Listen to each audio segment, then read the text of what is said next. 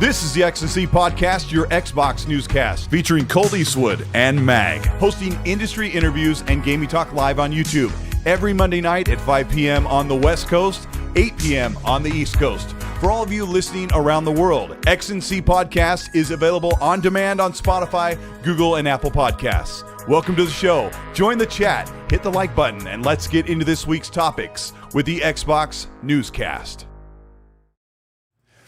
What? That's the wrong. Hello, everybody. XNC Podcast. I got the wrong. That's the overlay I wanted right there.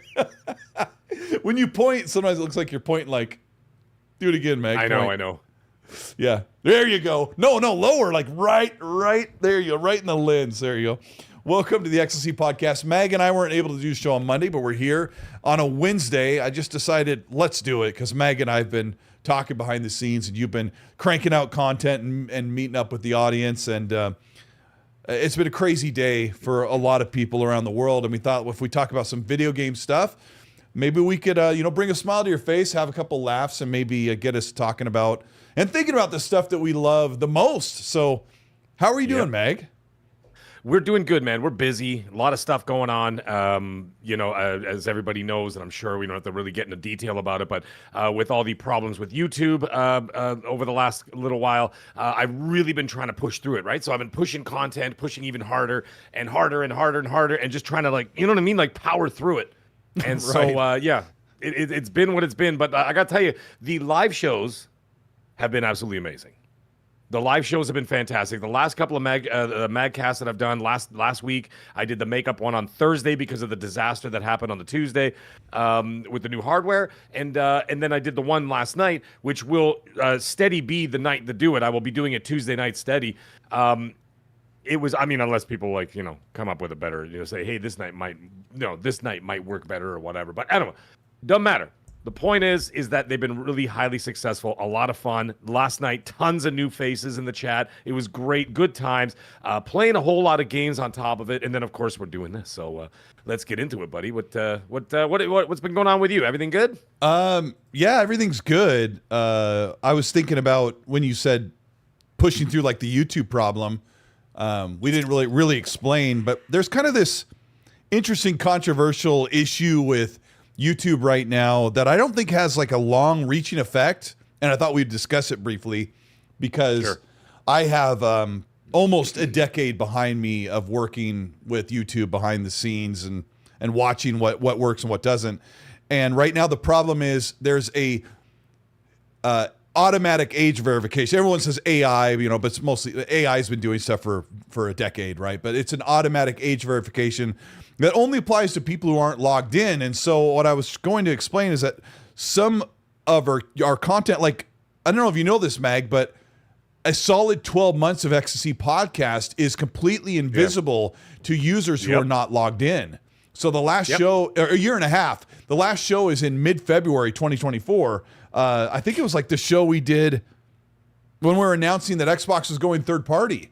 So it's been that long. But for those of you who are wondering what restricted mode is, it's my son is 14, so he has an account, and the account knows he's under 18. So if he goes to my channel and looks at my videos from recent to older, starting down there, he will see a few videos missing. So right now, five of my most recent videos are not showing up on restricted. But you and I, Meg, our audience and a lot of the podcasts in this community, Iron Lords, Randall Thor's podcast, we mostly cater to 25 to 40-year-old people, and the demographics tell us that. So I don't think a lot of super young people are missing out on the content. The other part of it is the people who aren't logged in. So if someone's like, what's going on with Mafia or what's going on with the Gears franchise, and they do a Google search and they see a video from Mag or Colt, they'll click on it.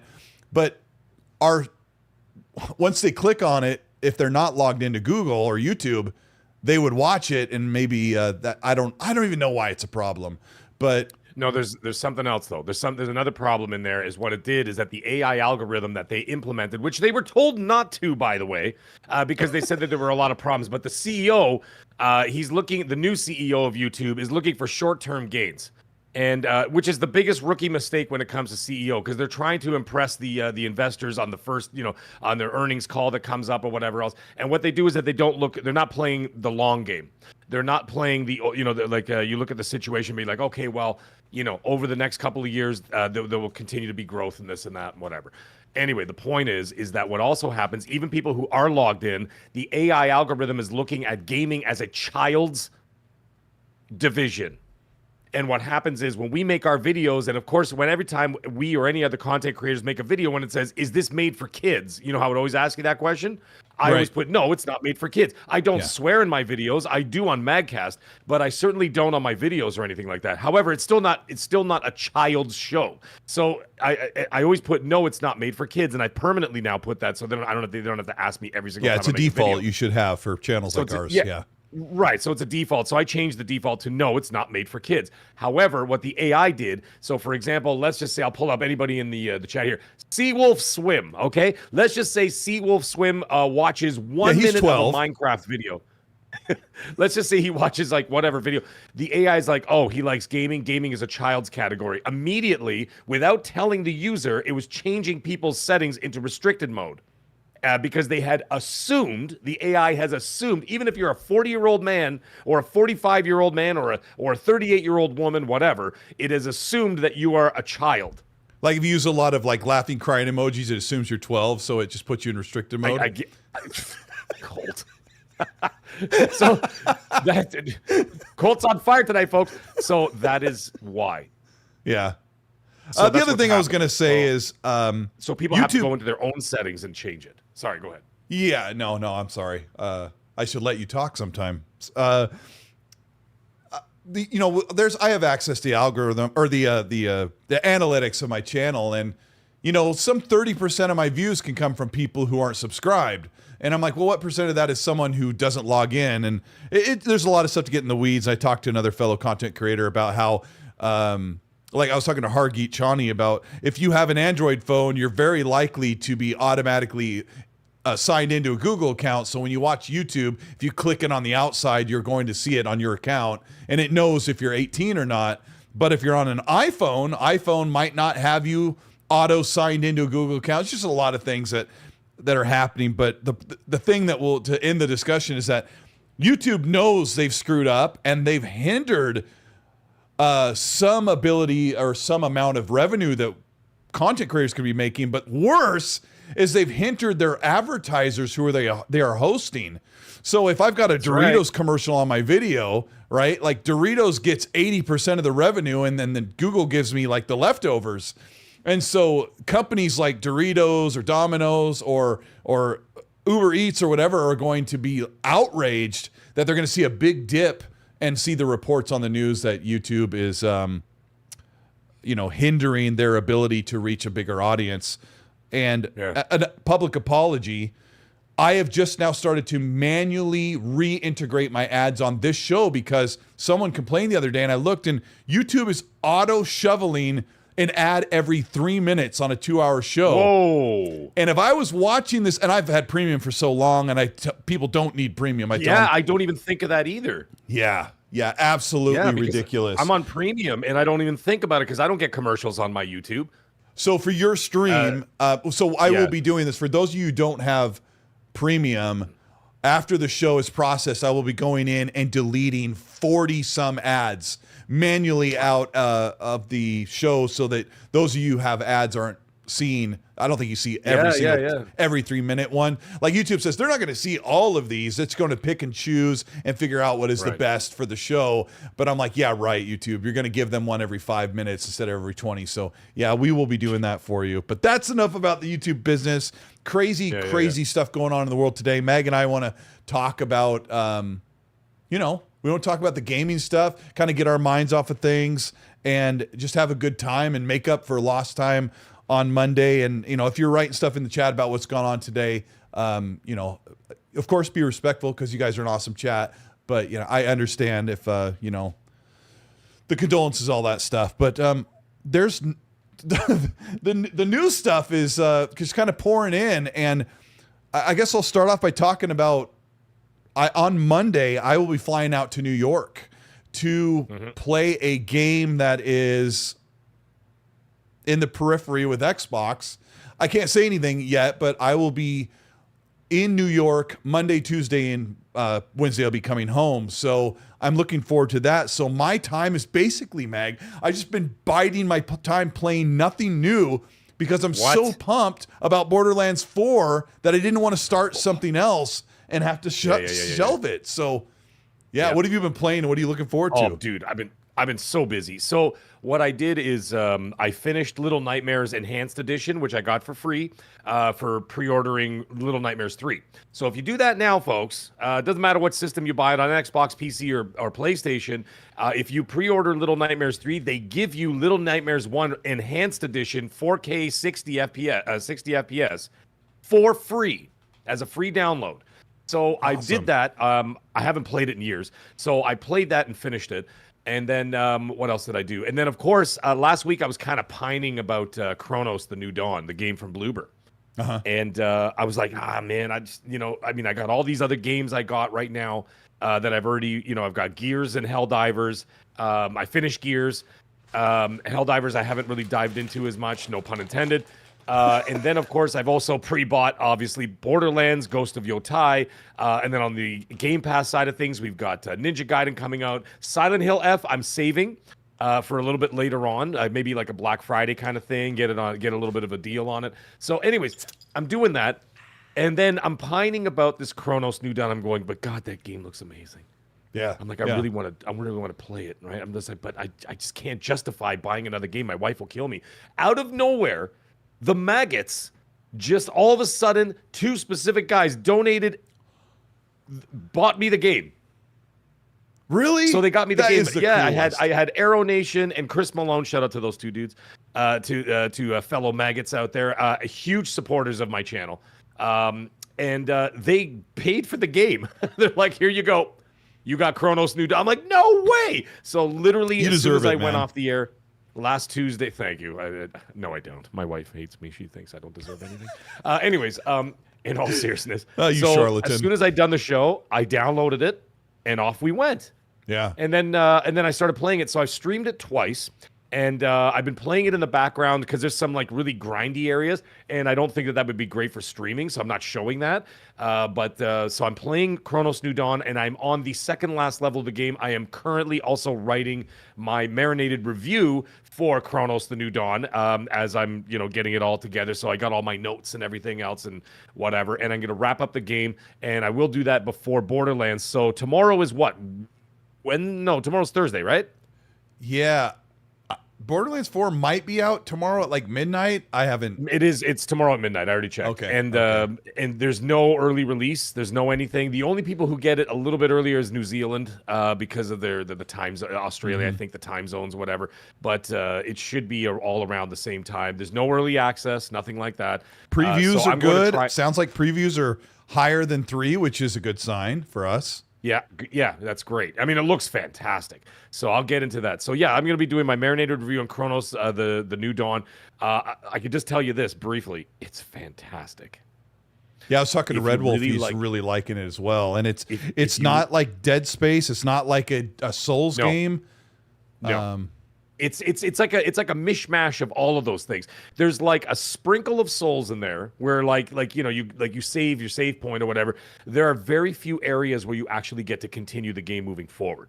So what I mean by that is like if you die like 5 minutes later, you will have to go back to that save point as opposed to reincarnating or whatever directly on the spot. You know what I mean? That you died, and then, here I am again, and then you just go. So, it starts off in a safe room and whatever, and then you got to go out and do your thing. So when you're doing a run, you really got to sort of measure it out and saying, okay, I got to go here, here, here, here. Take out this guy. Don't take out that guy. Run past him because I don't have enough ammo for him. Shoot that barrel. Take out 2 guys. You know what I'm saying? And then you go grab the anti-gravitational device, and then go back to the save room and save. So it's there's a little bit of planning that has to go into this game. Like you can't just run out there willy-nilly and start shooting like it's Chicago on a Friday night at 9 p.m. And you can't just have guns blazing. You got to be very measured, and you really have to sort of rehearse the what's going on. So I'm loving it. Graphics are great. Story is, like I said, I'm not going to get into the review, but I'm just saying, just a couple things. Story, not so great. It's okay. It's passable. Does it remind you of Resident Evil at all? Does it have some of those mechanics? It is a Resident Evil. It is a Resident Evil / Dead Space with a 4% sprinkle of Dark Souls. Interesting. But you're not doing boss fights. It's just that each person you face is not just as simple as just bam, bam, bam, bam, bam, bam, booyaka, and then you just keep moving. It's not like that. Like, you got to be like, okay. Is that a word that are we allowed to say that word? Yeah, it's not a bad word. And so, like, there's like, if you got two guys, you got a situation on your hands. You're like, okay. So, like, each person that you face is actually difficult. And you're just looking at it, you're like, okay, let me do this, because you're going to run out of bullets. You're going to be walking into like doing your thing, and you only have 8 bullets. And these guys take 6 each if you're not careful. There's charged shots, whatever else. Anyways, long story longer, the game is fantastic. I'm loving it. I should hopefully have the review up by tomorrow sometime, and I'll be done the game as well. It is so good. Awesome. I'm really enjoying the hell out of it. As a survival horror fan, it is a great game and a high recommendation. Now, the other thing, it's only $60. Right. It's not a $70 game. So Bloober only charged 60. So Bloober, 2 in a row, baby. You got 2 in a row. Yeah, I kind of staved off. Silent Hill 2 remake and this. I staved off Hell Is Us, which is the one that actually Red is playing. And then I heard great things about Chronos, which I staved off because of I've been gone. I was 5 days I spent in Los Angeles. Yep. My brothers, all 4 of us, and my dad. So the 5 of us running around LA being absolute jackace, but had a great time.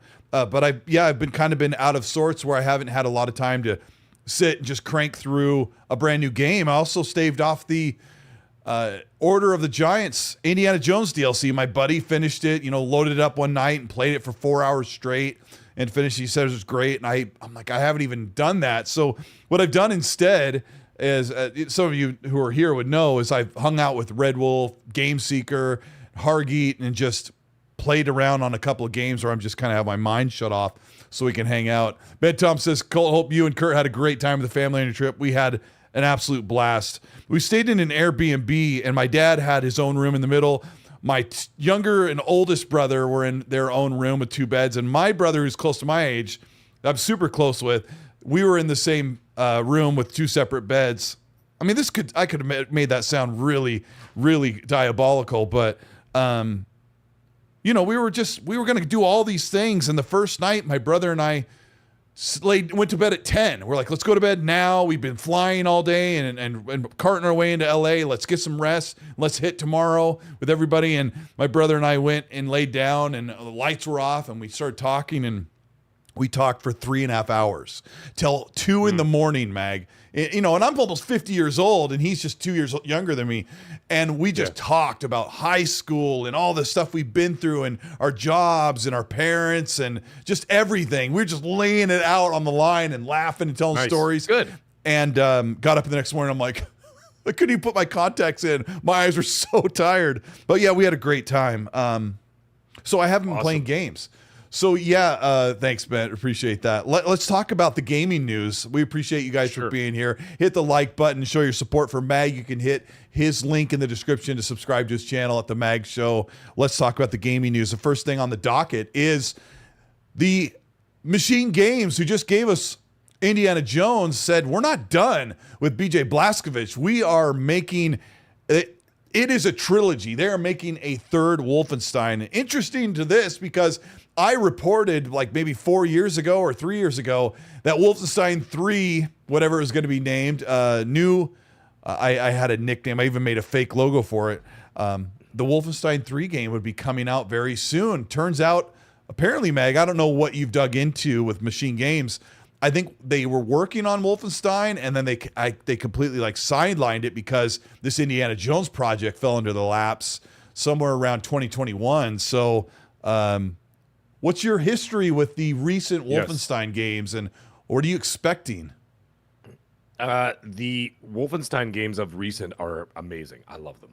They're fantastic games. They're difficult. Boy, if you ramp up the difficulty in that game, it's not forgiving at all. But my goodness, they're great. I really, really enjoyed them. The only one I didn't enjoy was what was it called? The Youngblood, whatever the hell it was. The one that took place in the 80s.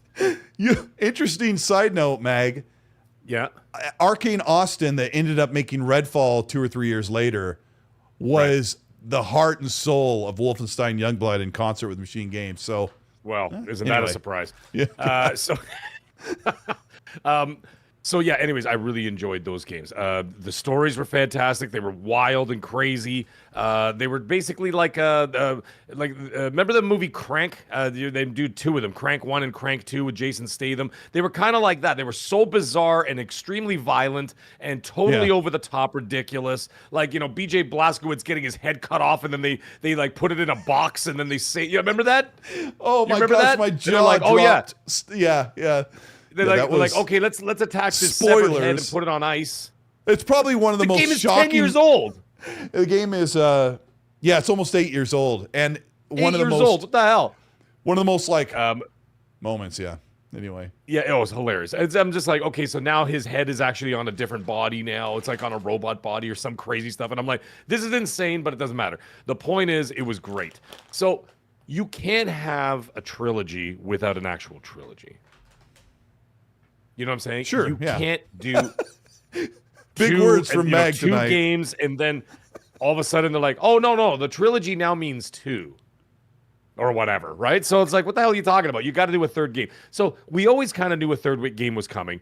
There were rumblings about it all the way back to when they were first acquired by Microsoft, saying that they had assets to work on a third game or whatever else. However, a lot of the assets went over towards working on the Indiana Jones game because they had struck a deal with Disney, and so they had the deal Disney and LucasArts, excuse me, in conjunction with each other. So then all of a sudden, a lot of their assets went to working towards that, because they wanted to get that out in a timely manner, hopefully within the hemisphere of the Indiana Jones last film, right? The Dial of Destiny. So it didn't come out at the same time, but they wanted it in the same hemisphere so that there was public awareness out there or whatever. They're like a year off, right?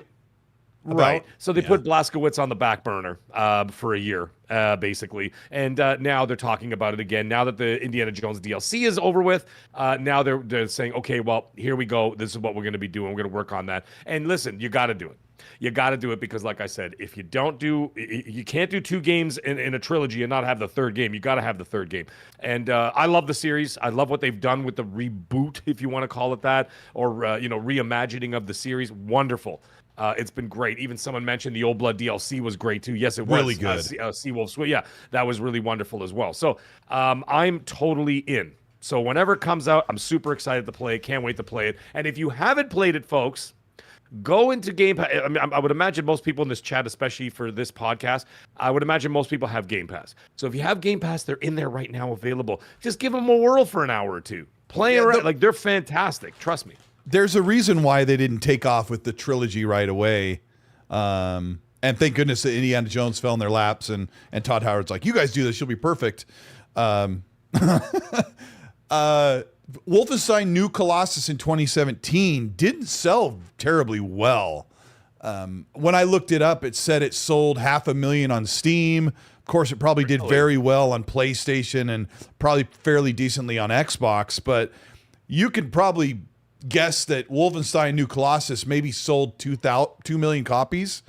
And 2 million copies is probably okay, but, I'm sure they probably want to sell much more than that to kind of keep that trajectory of the trilogy closing up. But maybe Machine Games is just that's what they do, and that's what they did the Butcher Bay stuff.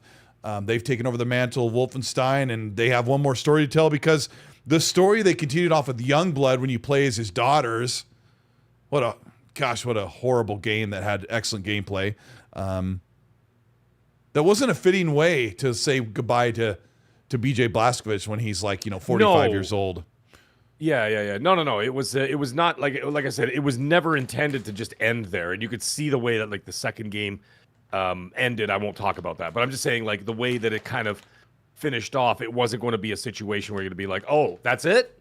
Okay, cool. I'm good with that. Yeah. Goodbye. You know, Yeah. he didn't get his moment in the sun. He didn't get his moment to ride into the sunset or anything like that. And I'm like, well, this is not a way to end the game. So we knew it was basically when it all comes down to at the end of the day, when a developer does something like that, especially on a narrative level, when they do something where they put like not really so much as a cliffhanger, but they don't actually have a definitive closing to a story. They're hoping for more funding to be able to finish that story. Right. And so there's always that hope in the back of your mind. You keep a character alive. Don't paint yourself in a corner, Gears of War. And, you paint yourself in these corners, and all of a sudden now you're screwed.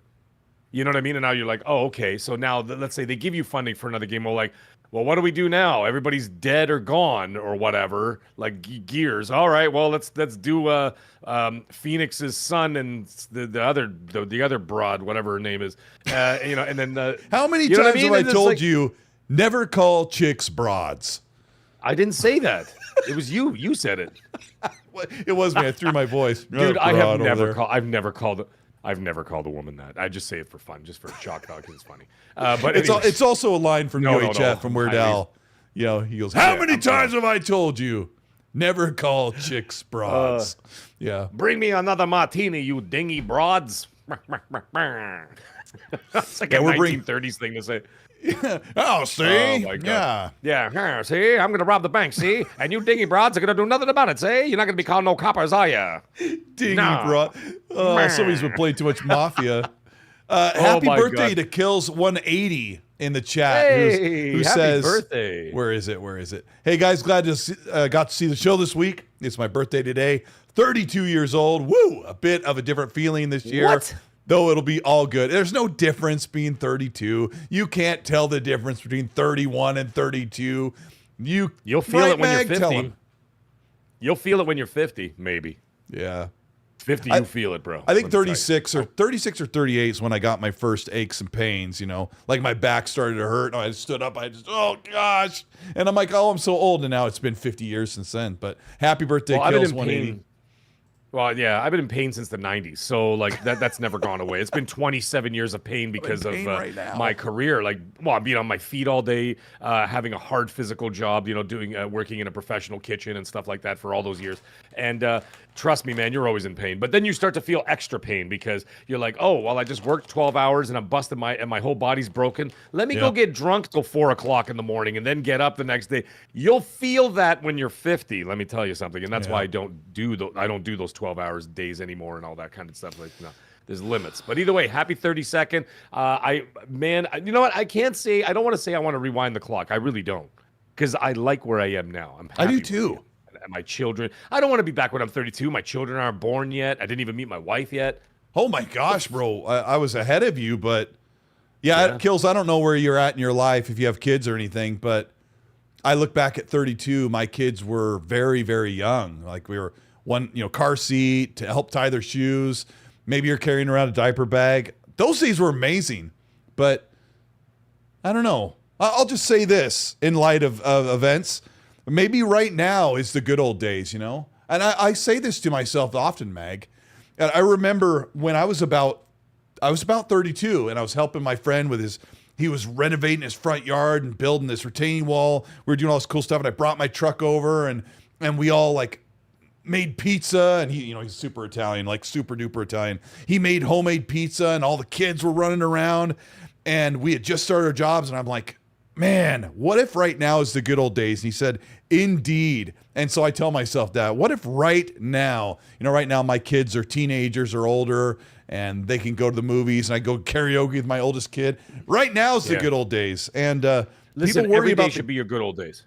You know why? You make them your good old days. Like you have to make it, because there's no preset time where, God says, okay, well, you know what, Mag, from 37 to 40 is going to be your happiest times, whatever. You got to make your own happy times. That's what you got to do, and you got to try that every single day. By the way, Falcon in the chat here, he said, Mag, where's the cooking video? I'm wondering if he's one of the ones who didn't get the notification. Dude, I put up the cooking video on Monday, so check your notifications and seeing if that stuff is all turned on and all that jazz.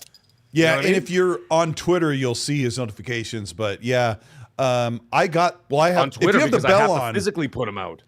do put the bell on if you like the content creator, if you like their stuff and you typically watch it, turn the bell on because I get all of Mag's notifications.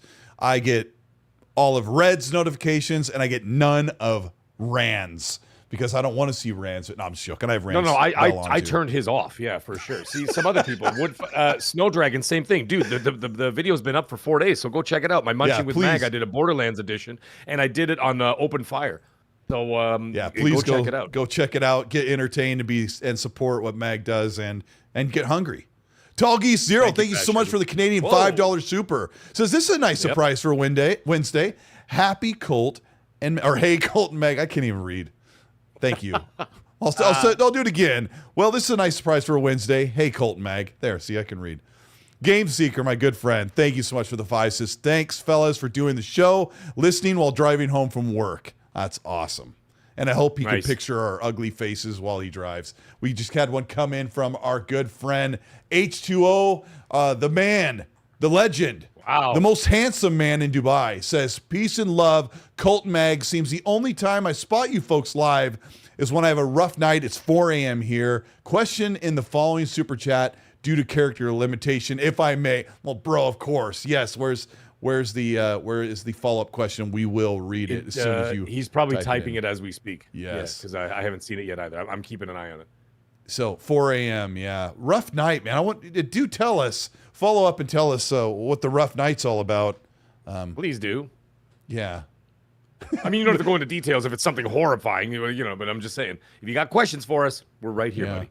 And my head fell off.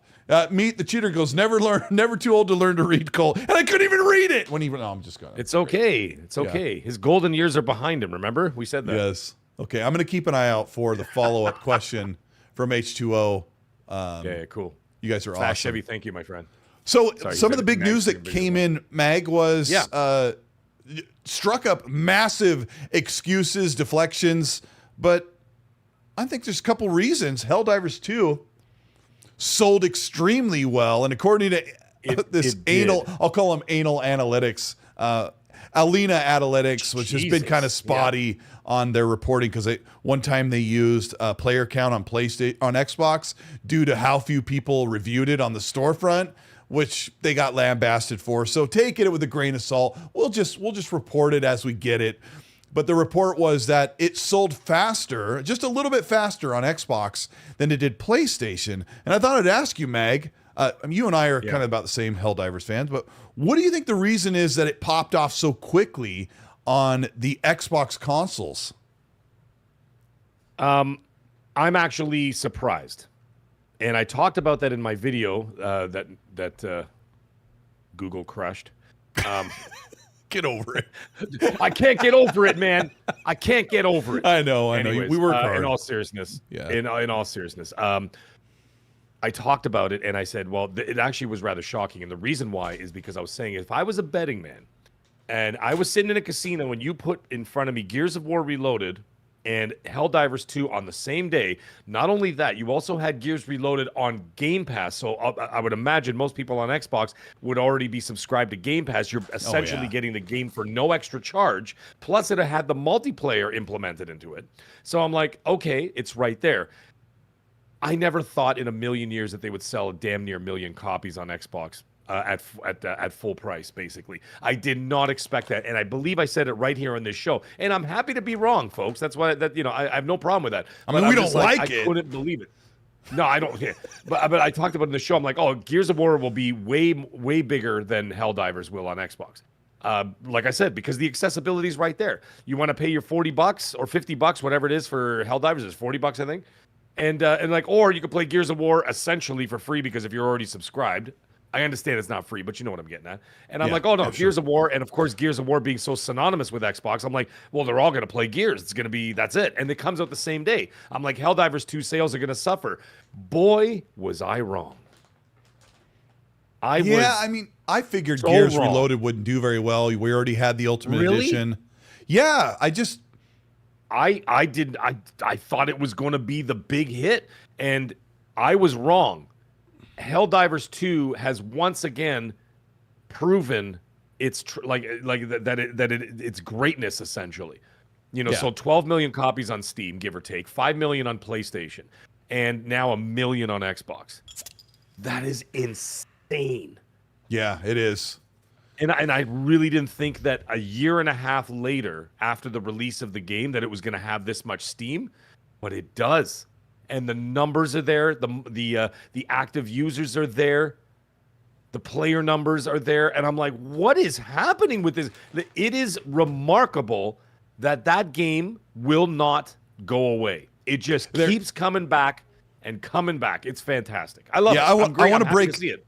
I want to break into the why and how that Helldivers did so well, and then we'll sprinkle in some of Gears not doing so well. H2O's got his follow-up question. Thank you so much for this super generous $100 super. We appreciate you so much. He says, being console agnostic, but predominantly with a preference to Sony, he's embracing the Xbox platform this generation, and H2O says, and built my entire library from scratch. Purchased 500 plus games as a show of support for Microsoft. He says, does this mean that the ROG Ally X will not play most of them? H2O, if you bought a lot of games recently, if they're fairly recent, there's a good chance a chunk of those could be Play Anywhere because there are 1,000 Play Anywhere titles. And if you go to xbox.com and toggle the little check mark for Play Anywhere, you can look at the games in there and try and remember what you own. But the ROG Ally X will play probably all of the Xbox first-party games, because those are Play Anywhere anyway, that you've bought over the past 8 years. But if you're looking back on, I bought the Ezio collection and I bought the Dead Space remake, stuff like that, probably not. Those probably aren't even on there. But the rumor is that Phil has been trying really hard to get full support for your library on the future UI.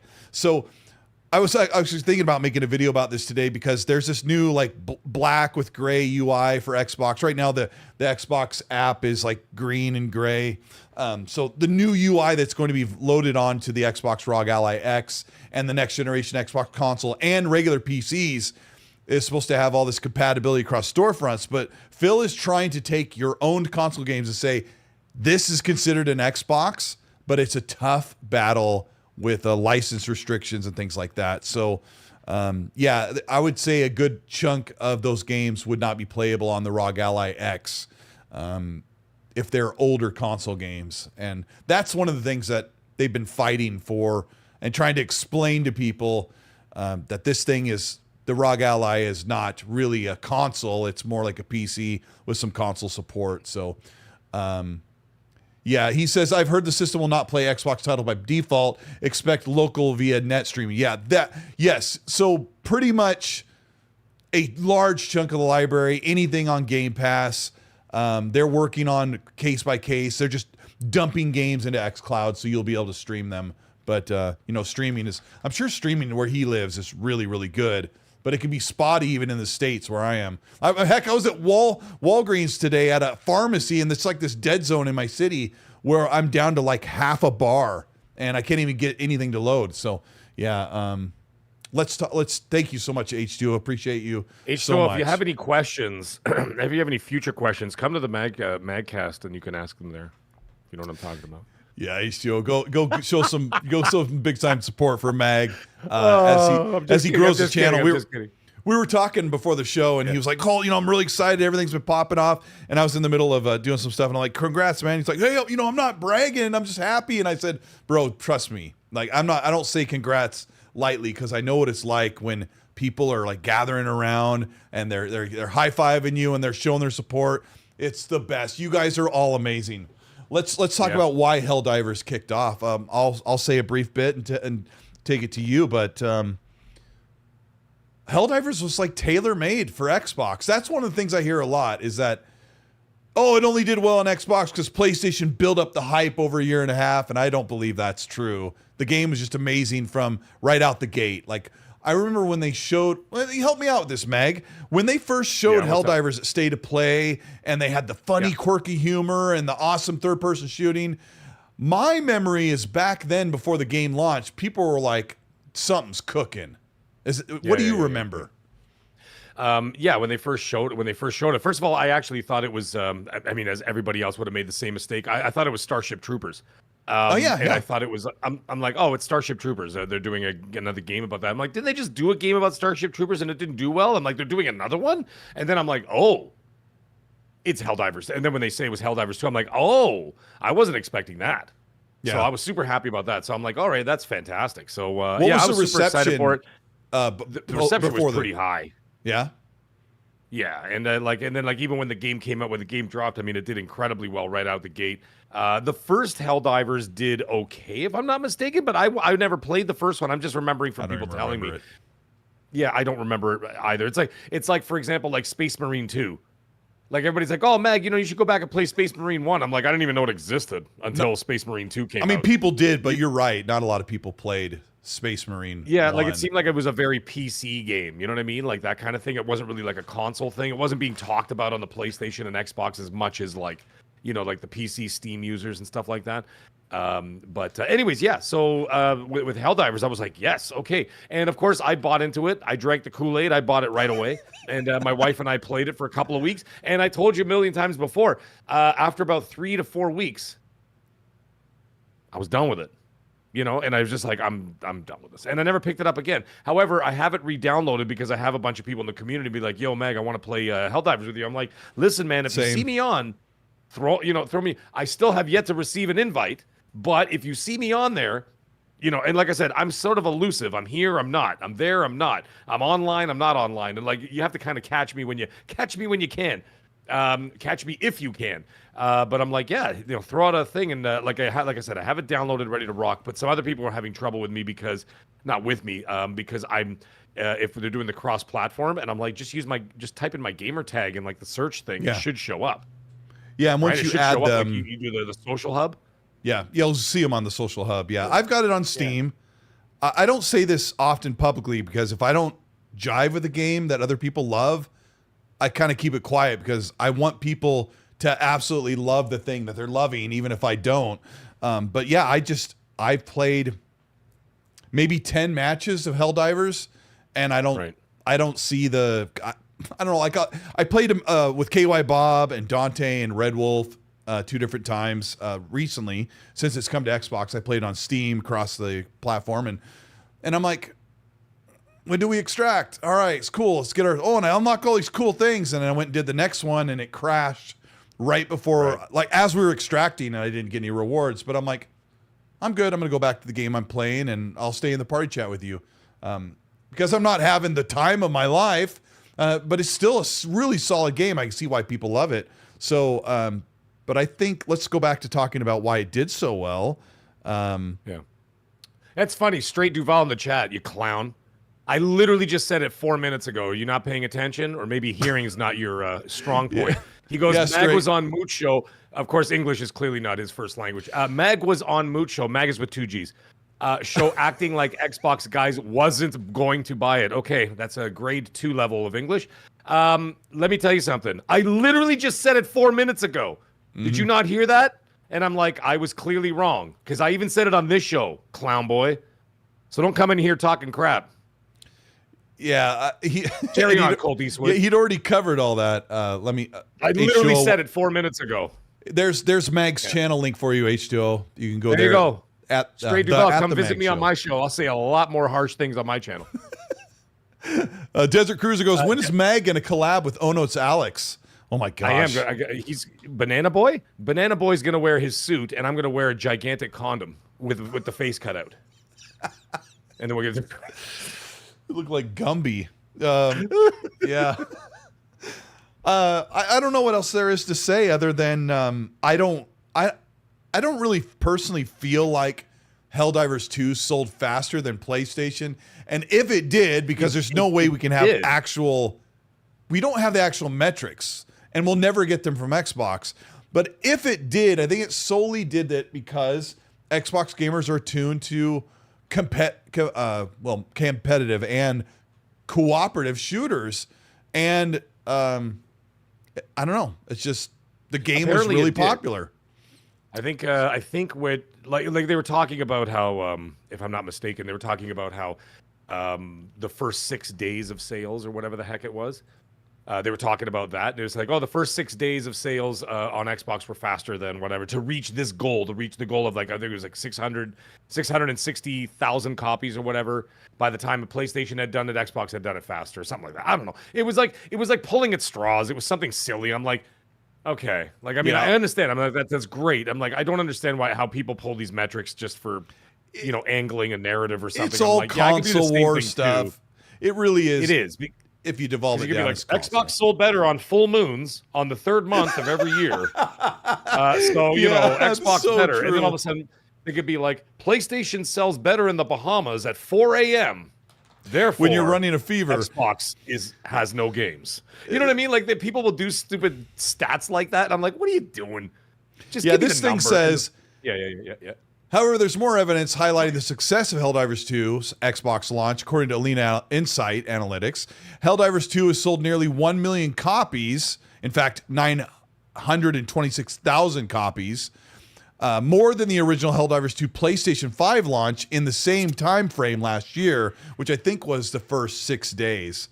And I reported this, Copy reported this on social media and said, PlayStation will bring more games to Xbox. According to this report, Helldivers 2 sold faster on Xbox than it did PS5. And if you think that PlayStation isn't seriously considering how they can make more money, because one of the things we're going to talk about this week is Game Pass isn't as big as you think it is, and Xbox is much bigger than you think it is as a platform. And some of those themes will kind of bounce back and forth. Some of you thank you if you're just showed up. Yeah, it's a Wednesday. I got in at midnight on Monday when we normally would have done the show. And Tuesday, I was just busy working and recovering, and Mag had a stream. So I said, maybe we'll just do something on Wednesday. And here we are. And we appreciate you guys so much. Hit the like button. We're also live on YouTube right now. That's where you're seeing us. But if you're listening to this when you can just pause whenever, you're probably on Spotify or Apple Podcasts. Thank you for checking that out. Audio and video as well. Thank you so much. Chris for the super says, thank you so much, Chris, for the 5. Says, what's your thought on how Gears sold on PlayStation? Is it enough for Xbox to still be pushing for Halo and Fable to go over to PlayStation or going over there, he says. Let's talk about Gears. I think that from my understanding, now, unless you have like specific numbers in front of you. I don't. You don't? Okay, because I freewheel away, bro. Well, I heard that Gears did not sell very well on PlayStation. I'm not 100% certain about that. I don't know if the chat can corroborate that story with me, but I hear it did not sell very well over there. However, what did sell well over there, and this is the interesting thing, is that not every game is going to hit, right? That's kind of how it is, right? Like even PlayStation talked about that. What's his name? I can't remember his name. Not Totoki, the guy before him. He's like, we could have 10 games. And if 2 are massively successful, that's all we need. And then the other ones could either be failures or break evens or whatever. So not all games will go. Excuse me. Sorry, I got a hiccup. Not all those games going over there are going to be a huge success. So, for example, the Gears Reloaded, which is not a Gears E-Day, by the way. It's just a remake of a 20-year-old game. So at that, or not remake, a remaster of a 20-year-old game, a remaster of a remaster, essentially.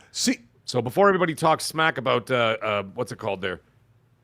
Last of Us? Oh, it's a remake of a remaster of a remaster. I made fun of it too. Don't worry. Yeah. But and so was Gears of War. It was you know what I mean? Yeah, Sealson said, because it's a lazy remaster, and I partially agree with that. My issue is not, I mean, the remaster looks nice, but my issue is... It was dude, it played great. I'm sure. I loved it. But I played the opening segment before anything even happens, and I shut it off. I'm like, I'm not doing this right now. I don't want to start into the Gears game. I just played it 4 years ago. Oh, you did? I played the Gears Ultimate, which is the remaster. I got to explain myself. Right before the Series X and PS5 came out, I went back and loaded that thing up because I had never played it when the remaster happened. And I wanted to see how it looked. And I was just like, it's all right. Looks fine. Looks great. Looks like how I remember it. And then this one looks nicer. But my issue with Gears Reloaded is why? And I think you and I said this for months leading up to the rumor that there was a Gears Marcus Phoenix collection. And then you and I kind of got into this curb where we're like, I think it's just one game. You and I were both like, why? So my issue with Gears Reloaded is, and it's so funny, Xbox never sent me a copy for review, and which is kind of nice because I wouldn't have reviewed it, and I don't like taking those things if I'm not going to do anything. But I mean, wouldn't have you gotten it free anyway? Because I got it for free on Xbox. So I got it on Xbox and PlayStation. The funny thing is, I bought it on PS5. I don't own Ultimate. I never bought it when. Oh, okay. I love the Gears games. I love them, but I never bothered to buy Gears Ultimate because I thought, why? I don't need it. I don't care, because I already owned the 360 versions via back and pat. And I was like, I just wasn't interested. So when they announced that they were just going to do the first one by itself, I think I kind of said it here on the show quite a few times. Like, why? Like, I'm not excited about that. If they came out front and said Gears Reloaded in 2025, and then next year Gears 2 Reloaded, and then Gears 3 Reloaded. But you know what I probably would have done? I probably said, I'm just going to sit back. I'm going to wait for Gears E-Day next year. And I'm going to wait till all of them are out, and I'll just buy them in a bundle or something. Yeah. But my issue with Gears Reloaded not doing well on PS5, sorry, I'll trail this off, is that I just don't think PlayStation guys if they'd already played it. It's been on PC for 10 years. Excuse me. I just don't think there was a lot of excitement. I don't think a ton of people played on Xbox either. Sorry, go ahead. That's what I wanted to say. No. All I was going to say was that it's not indicative of what Microsoft is doing. Microsoft has made the decision.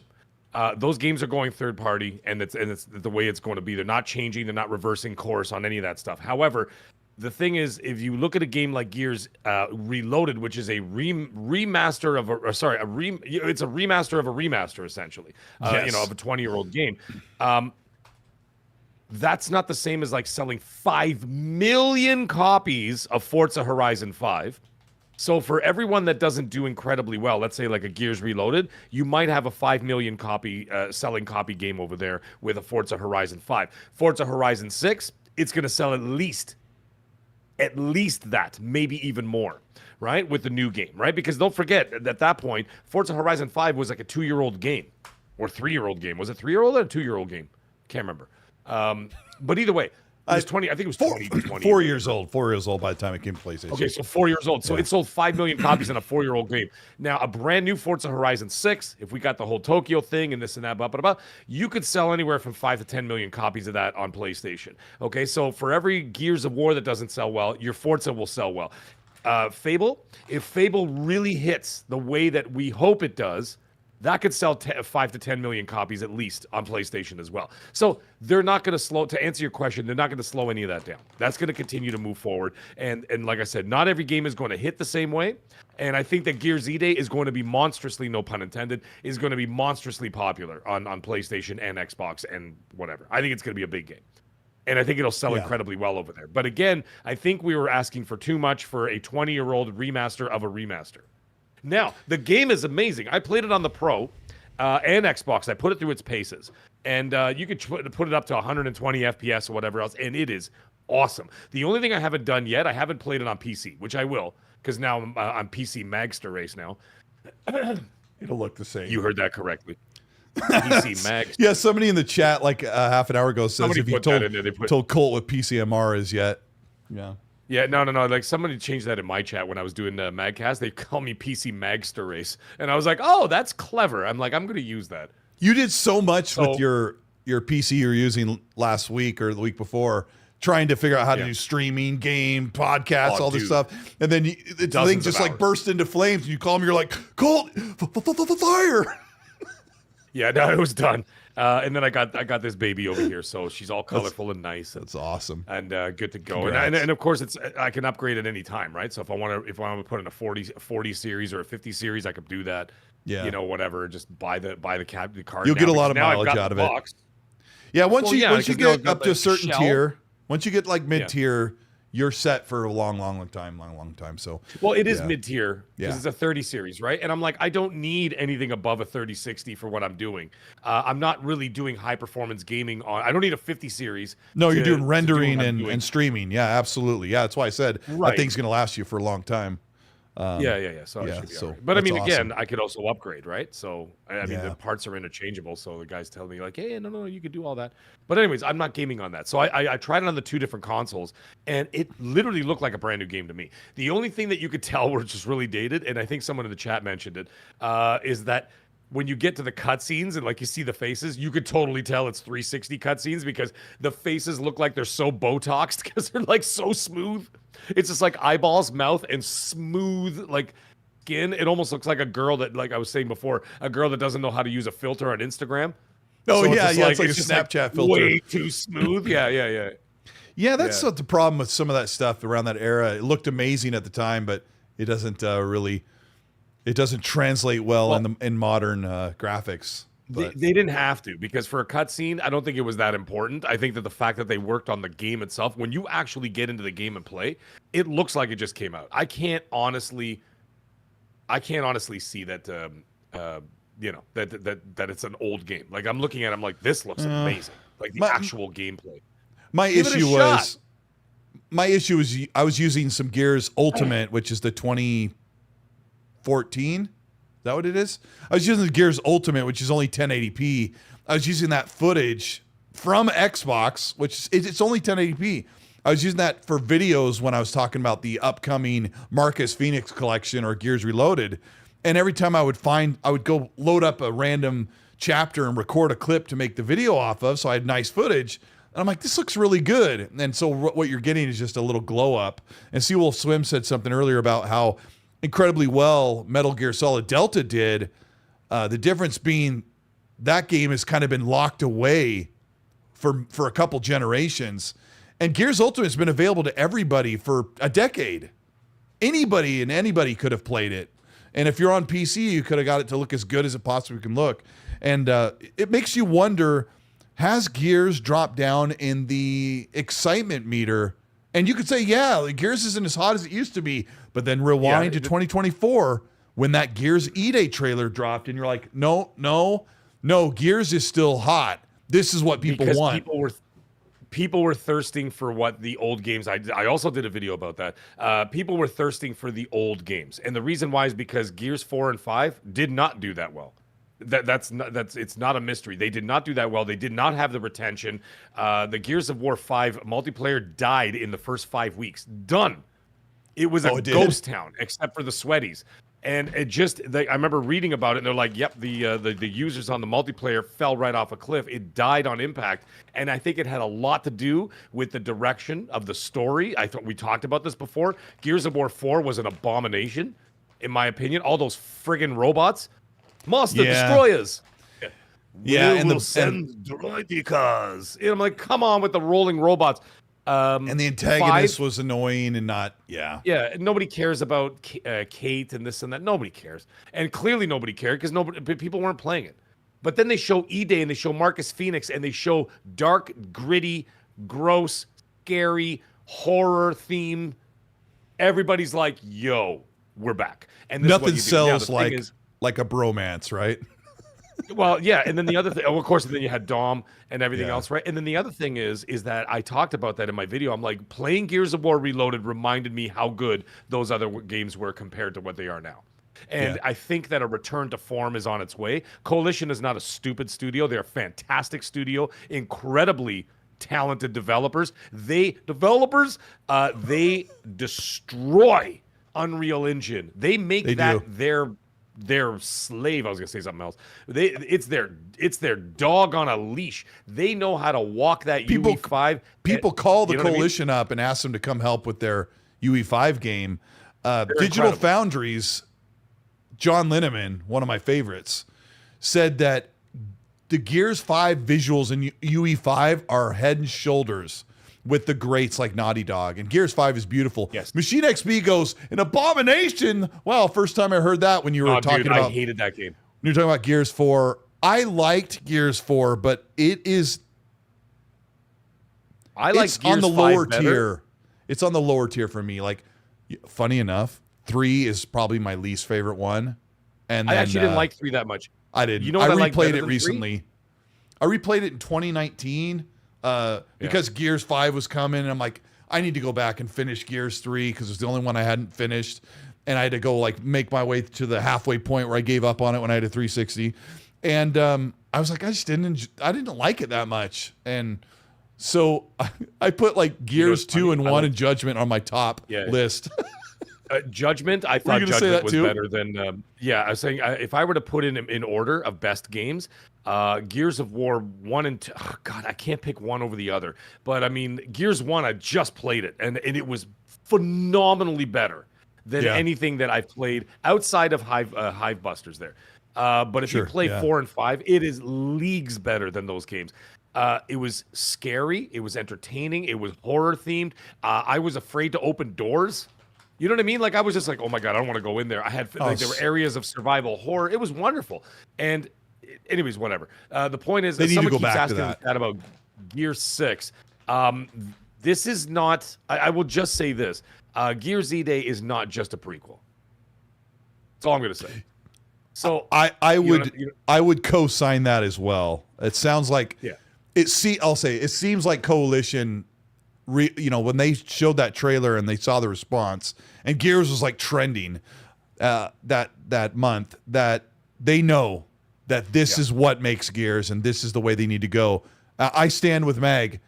If you want to hear the end of the story with Kate, maybe they'll put out a little comic book. But I'm indifferent though, Mag. I really like 5. I would put 5 at the top half of my list. I really enjoyed it because it feels amazing. And the story between Del and Kate was really, really good. And beautiful, beautiful game. But I don't think that's going to be in the cards. I'm not talking about soon. Yeah, the gameplay of 4 and 5 are excellent, obviously, because like you're actually, the actual movement. And they're the best, actually. Else, the shooting mechanics, they're amazing. Yeah. Now, I think what Coalition is doing here with this game, they're like, okay, well, let's marry the best of both worlds. Let's have the gameplay of the new ones, but with the feel and the style of the old ones, right? And I think they're trying to like put them two together, and then you're gonna have like I'm really, really hyped for this game. I think it's gonna be great. No, and what I meant, by the way, of this not just being a prequel, I think that. I won't say anything more than that. I'm just going to say that expect to get a little bit of resolution in terms of story. Nice. Of present day stuff on top of the E-Day stuff. It's not just going to be a prequel. That's all I'm going to say. And I want to add, you guys might not remember this, but if you play Gears 4 or 5 and then go load up one of the trilogies, that shooting does not feel as punchy and precise and hard hitting like it does in 4 and 5. You'd be surprised. And when you go back and play the older ones, I am really looking forward to getting that vibe that Gears, the original, does with those mechanics, like Mag said, of the modern Coalition era Gears. Sure. Feels amazing. Well, it's like playing an old Call of Duty. You could play a Call of Duty from 10 years ago and go, oh, that was amazing. But then you go play them now. And yes, I'm not talking about the stories. I'm not talking about the actual play mechanics or whatever else. You can feel the difference in the weight of the guns, the way it fires, the sound design, and everything else. It is so much better. Like people, obviously, when you look in the past, you always have rose-colored glasses when you have these kind of games, right? A Call of Duty 4 Modern Warfare from 2006 or whatever. Oh, it was the best, whatever. It could be the best ever, let's say, for story or whatever else. But when you actually go back and play the games, and you're like, oh, these guns kind of not good. I don't feel like Call of Duty has changed that much. Paris in the chat says Xbox is dead. Yeah, you could feel the difference. Paris in the chat says, you could see it. Yeah, what's up? What is he saying? He says Xbox is dead. Play Gears E-Day on the Switch too at a mighty 30 FPS. Yes, yeah, Paris. That's facts. Spent an afternoon or an evening having dinner with Gaz and his buddies.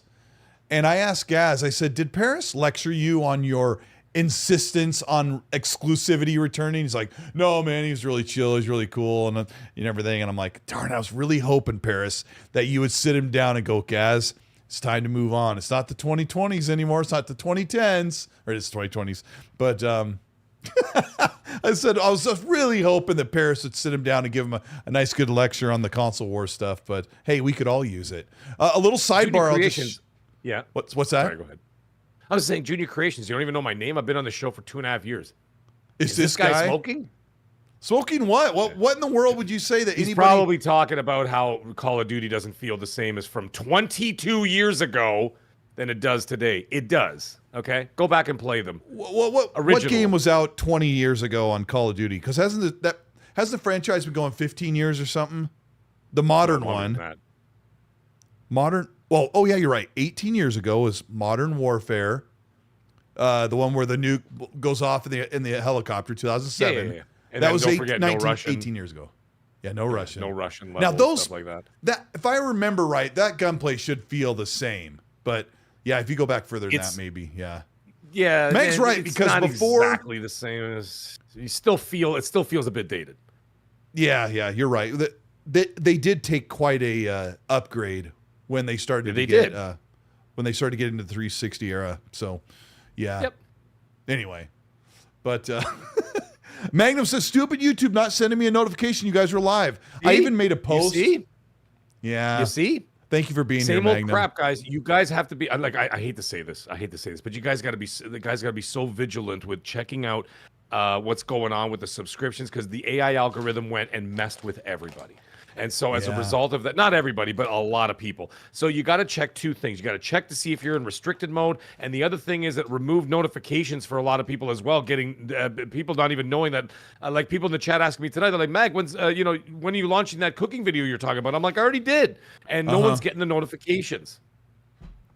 So you got to check the bell notifications, and you got to check restricted mode, because the AI algorithm went in and started screwing with everybody. You know what? Almost everybody. You know what I should have said when we were talking about this? I'll say it now, but do you feel like there's a little bit of an air of aloofness when it comes to the gaming news? Because I hate to ask a question and go on for another minute, but I need a minute. July, August, and coming into September is typically the lowest time for gaming news, because the summer blockbuster news has happened, and then all the big games are coming out in the fall. So this is typically always a low dip time. January, February also used to be a low dip time for gaming news and content creators because nothing happened. But now Xbox has implemented Developer Direct, which has helped the curve stay up. So Meg, like, how much of this could possibly be, people are thinking it's the algorithm thing, but maybe people are just kind of feeling right now, they're just kind of feeling a little bit blasé about the gaming news, waiting to be more excited. The thing is, you're not wrong there too, but not to the level that what's happening now. Okay. So what's happening now is unprecedented. And now I did speak to some much bigger content creators out there, and they were saying the same. They're like, listen, it happens every couple of years. You get this blip that just screws with everybody, but it's like, stay vigilant, stay out there, keep pushing. Do what you got to do, and you will push through it, and they'll fix it, because they're going to get enough complaining that goes on out there, and enough calls and enough emails and this and that. Not that anybody answers the phone over there, but at least there's the handlers, right? You got the YouTube handlers, and they have to bring that up the chain of command. And so, when you got Douche Canoe making all the calls up there without understanding the consequences of what he was doing, because he's looking at short-term gains, and then you look at situations like that, and then it'll work itself out. But either way, there's a little bit of both. However, the thing is, when you still have like content creators that people enjoy to watch or listen to or whatever else, they will still go to them just to hear them talk about stuff. Of course. So like you know what I mean? Like even last night, we talked about, even when I did Magcast last night, we were on there for two hours plus, and it was just me. And we talked about gaming stuff. We talked about the YouTube thing. We talked about Silk Song, people complaining about certain aspects of the game, whatever else. We talked about Chronos. We talked about WB and their future plans and the live service thing. And then we were talking about football for like 15 minutes. We're just talking about some sport, like hanging out. And people, I think at that point, there's just a community. And so, like, people will just come in, like this chat here will come out here and talk and whatever else, and be like, hey, man, what's going on, and this and that, right? So, like, people will do all that. She next week goes, when's that cooking video releasing? Yeah. Koki says, you got to be hilarious, eh? Koki takes a wild shot and says, you only focus on big news and fake click subjects, laugh out loud. You could be interviewing other creators or other stuff. But there is still a lot to talk about here. There's tons of stuff to talk about, and a couple weeks I've been low because I've been not around. But I was about to say this before I read Koki's comment, before I saw it. one of the content creators I really like that makes way more content than I do has seen really low numbers. And we don't want to get into the weeds about YouTube stuff because you guys are here to enjoy hearing this stuff, not hearing how the sausage is made. But this content creator for them. Yeah. Sorry. Oh, yeah. I guess so. Yeah. Like Young Shep in the chat here. He just said, my notifications were set to personalization. He didn't do that. So we had to set it back manually. So Young Shep, this AI was going in and saying, okay, this and that. So people are missing XNC. People are missing my videos. Yeah. Well, Young Shep, that's actually been a problem for 10 years where it unsubscribes you from some channel you watch or turns off the bell, like the bell just automatically. Right. That's been going on for a long time. So it's not so much AI, it's more of their automation problems. But this content creator that covers lots of stuff and does industry interviews with developers, I've done some of that. This might sound a little bit selfish, but I've done a couple of interviews with developers and not a lot of people watch them. They just don't perform very well. And it's been really cool to sit down with Jason Ronald or sit down with developers at Obsidian and interview them. But then when people don't show up to watch because they're not interested, it's partially because I don't watch a lot of developer interviews myself. And so when people don't watch that content, I'm like, yeah, I kind of get that. Like, I don't know if I'd be tuning in to watch. We interviewed the creator from Hypercharge, the toy soldier game. And we were so excited about that, about the game and everything, but not a lot of people showed up because they're like, oh, I want to hear about all the news, not just this one developer talking about one thing. That's a kind of a specialty subject. But Mag and I like to talk about the hot news that's coming off. Yeah, we appreciate you, Koki. I don't take offense to the thing. A lot of people are like, oh, that's clickbait, or I don't know if that's true. And we talk about stuff, and I say things like, this could be, we're hearing that. Insiders are saying, kind of cover my own rear end. But a good chunk of this gaming industry is all of us rallying together and getting excited about the next new game or the next new piece of hardware. What could it be or what could be? And sometimes all the information isn't out yet. And so we just start, rapping about it and having a good time. And Meg and I have had a really good time and been super happy to be able to share that excitement with you. So as far as Meg and I bringing on developers and content creators, like we've done that. I love bringing somebody like Paris on the show. And I don't think of them as bringing fellow content creators. I think of that as bringing on people who are in the know like we are, that know more than we do about gaming, and they have great personalities and an entertaining personality, like bringing the banana hammock dude, bringing on Alex in here, and he cracks us up. Nobody knows more about games than us. You can take back that statement immediately. I mean, the joke is, right, if you're here watching the show, you probably read about as much gaming news as we do, and so you're like part of it. We're psychotic. We read everything. We could tell you just about everything that you could possibly learn, and you're just as crazy about it as we are. But yeah. Kogi says, I love the interviews and talks, and I have an opportunity coming up, and I'm not sure if I'm going to do an interview while I'm in New York, but we'll see. Meg, I just heard this news. We'll just talk about this for just a second. Sure. The Dam Busters is like, you guys loved Dead Island 2, and we want to do it again. Did you see this? Did you see this? No. Tell me about it. Hold on. It looked like, I don't know if I'm frozen on this page or, let me see. Reload. Okay. Yeah, it was just my browser. I didn't read the whole thing, but Dam Busters was like, thank you so much for Dead Island 2. It was a great success. We want to do more. We're ready, and we are ramping up to make Dead Island 3. That was basically the quote from Dam Busters. Oh, Paris says, I'll see you next week. Good. We'll hang out and get a burger or something. Yeah. Dead Island 3. Amazing. I'm in. I'm in 100%. I love it. It did not suck. It was a lot of fun. It was a fantastic game. I really enjoyed it. And it was it's so good. Give me that open world zombie just beat downs, smoking zombies in slow motions with steel pipes to the face, watching their jaws come off. Like, come on, man. Watching So their good. skin flay off, it was amazing. Oh yeah, that's true. You could do that too. Yeah, or else like when you get like those the wooden spikes, and the wooden spikes in slow motion go through the chin and come out the top of the head, and it just like it does it in slow motion, and like, oh my god. Or you catch them on fire and you see their skin like peel down. Yep. Hey, chat, it on, man. Write in the chat if you guys played Dead Island 2, and if you did, add if you liked it, because that game should have totally sucked.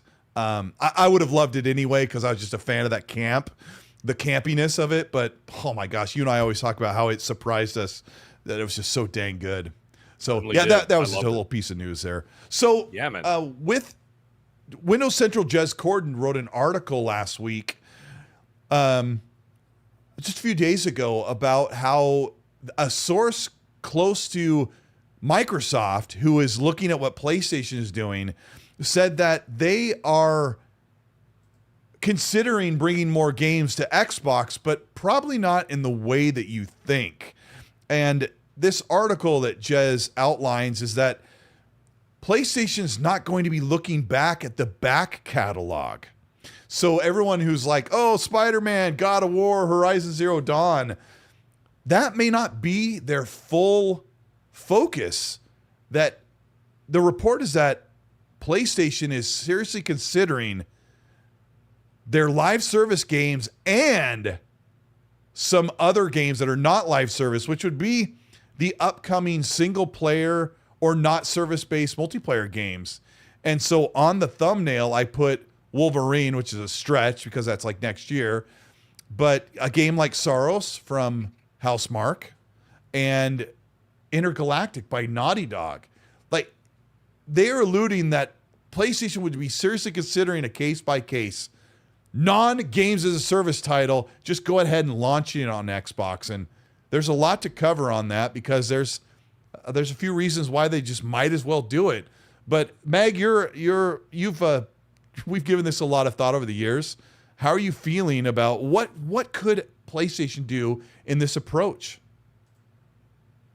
I don't know, because everything I hear is the opposite about that situation. However, I also have heard from someone else saying there's a possibility. So I don't even know what to believe anymore.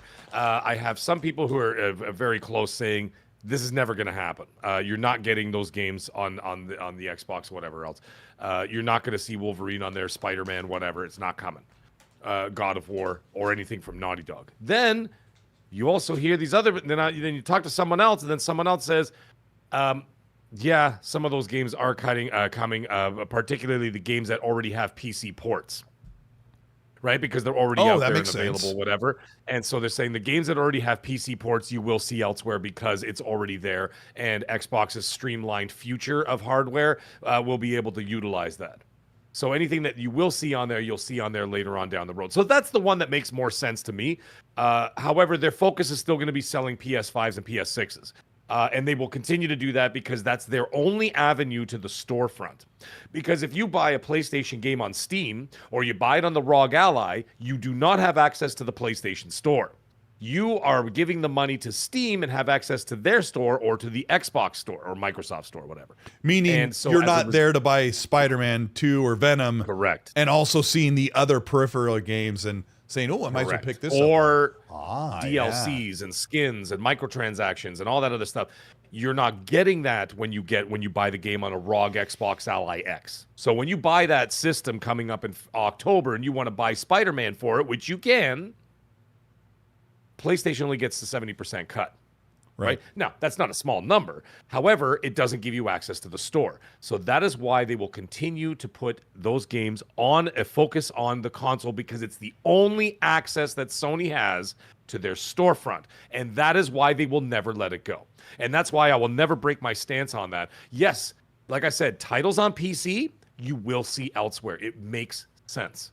Because it's already there as an availability to one storefront. Why not add another storefront? It's not that big of a deal, considering future hardware from the ROG Ally and on will be more, like I said, the production of those games and the development of those games will be more on the line of PC. development. Now, so you're probably it's not that big of a deal. Yes. You're probably the worst person to ask, and that's why I'm asking you, because I'm not the right person to ask. But why sounds doesn't so funny the way you set that up? Yeah. Well, I mean, yeah. Let me insult you first, and then I'll insult Absolutely. myself at the same time. Like, why doesn't PlayStation make their own PC store? It's probably a decent question. That's a very decent question. See, Colin Prime, he goes, who cares if you get access to the store? Dude, I don't think you quite understand. Yeah. Explain it again. You know how much money they make on the storefront? Do you realize that none of what they're doing is about selling games? None of it. It's all about, and you know when people argue like, it's only a plastic box. No, it's not. You are not seeing the forest through the trees. That's a good point. That corrects me in a lot of things then. It's accessibility to the store, because they make billions and billions of dollars off of Fortnite skins, Warzone, Call of Duty skins. Cardi B cost $20. Michelangelo and Leonardo cost $30 a piece. They make billions of dollars off the store. And if you take away that storefront, you take away that piece of plastic is the only access you have to the PlayStation store. And that is where they make their real that's where they make their bread and butter. And that's what people don't understand. And they got those horse blinders on. They don't understand why these companies do what they do. Microsoft went a different route, but they didn't. They gave accessibility to make it much easier. But at the end of the day, where does it take you, Colteastwood? It takes you back to the Microsoft store. So that when you get Call of Duty and the new season comes up and you want to buy it for $20, that's how they do it. They funnel you back to their store. I'm going to put an exclamation point on that, because over the past 30 years, the top sold games on the PlayStation ecosystem, almost all of them were Call of Duty games. It was like Minecraft, Call of Duty, NBA 2K or something. I didn't look at the whole list and memorize it, but I'm going to say it again, what Mag said perfectly. PlayStation makes more money for you buying games they don't own and buying the things attached to the games they don't own than they do selling consoles. And this proves what I've stood on wrong so severely, where I've said, you can't just look at the plastic box. Gaming is bigger than the plastic box. Mag said the plastic box corrals you in where you load up, and you're only looking at PlayStation Store, where you want to buy someone's game, you want to buy someone's DLC or someone's skin, you're buying it from us, and you're here, and you can't. It would be like Amazon's. My son has like 100 skins in Fortnite, dude. He has like 100 skins in Fortnite that for all the years he's been playing. And you paid PlayStation for them. got every. I know. PlayStation got every cent of that. Well, I mean, outside of Epic getting their cut. But I'm saying of the cut that goes to the company, PlayStation got all of that. My son, multiplied by hundreds of millions of people playing all these different games all over the world, multiply all those skins. Sony makes billions of dollars. So does Microsoft and Nintendo. Billions of dollars off of all of these peripherals that are only accessible in the store. And that's all I'm trying to say. You want to know why skins? Okay. Do you guys want to know why skins and DLC like that are so popular? Because everyone is buying them. And everyone's like, oh, we talked about the Call of Duty. I don't like the Call of Duty skins. I don't like that you have to see Cardi B or you have to see Beavis and Butthead. The problem is everyone else is buying those in mass. And I'm not. I mean, okay, I bought probably a dozen really cool skins in Fortnite, but that's the reality. Like, oh, I hate loot boxes. I hate pay to win type stuff. And it's big because everybody loves it. Everybody outside of you guys that are talking probably don't love buying loot boxes to get gear, unlocking skins that you do by paying money instead of earning it. It's a big thing. And I think I just saw, what game was it? Oh, Marvel Rivals is seriously considering loot boxes or loot crates. Let them, because people will. They're going to make billions. They're going to make tons of money. The game's going to be super healthy. People are going to be sharing all their really cool stuff. And you're going to see a few things in Marvel Rivals. You're like, I got to have that. And I talked to Red Wolf, he's probably not here right now, but he's been covering Starfield mods and stuff. Okay. Red did a great Oh, shoot. The banana hammock himself. The banana boy's it's here? Is here. I saw him. Yeah, yeah. What is I he didn't doing notice. Here? I just he's hanging out. He's hanging out. You know what's funny? Isn't it funny that the minute Alex shows up, someone in the chat starts talking about Nicki Minaj in the game? That's it. Yeah, we got one guy in a thong. Now we got Nicki Minaj in a thong in Call of Duty. Yeah, Alex says, I'm editing a video right now. I haven't seen the tweet because he always likes to tweet out his thumbnail the day before. So I'm not remembering what he has in the pipeline. But I am unabashedly I'm a chronic Alex, oh no, it's Alex viewer.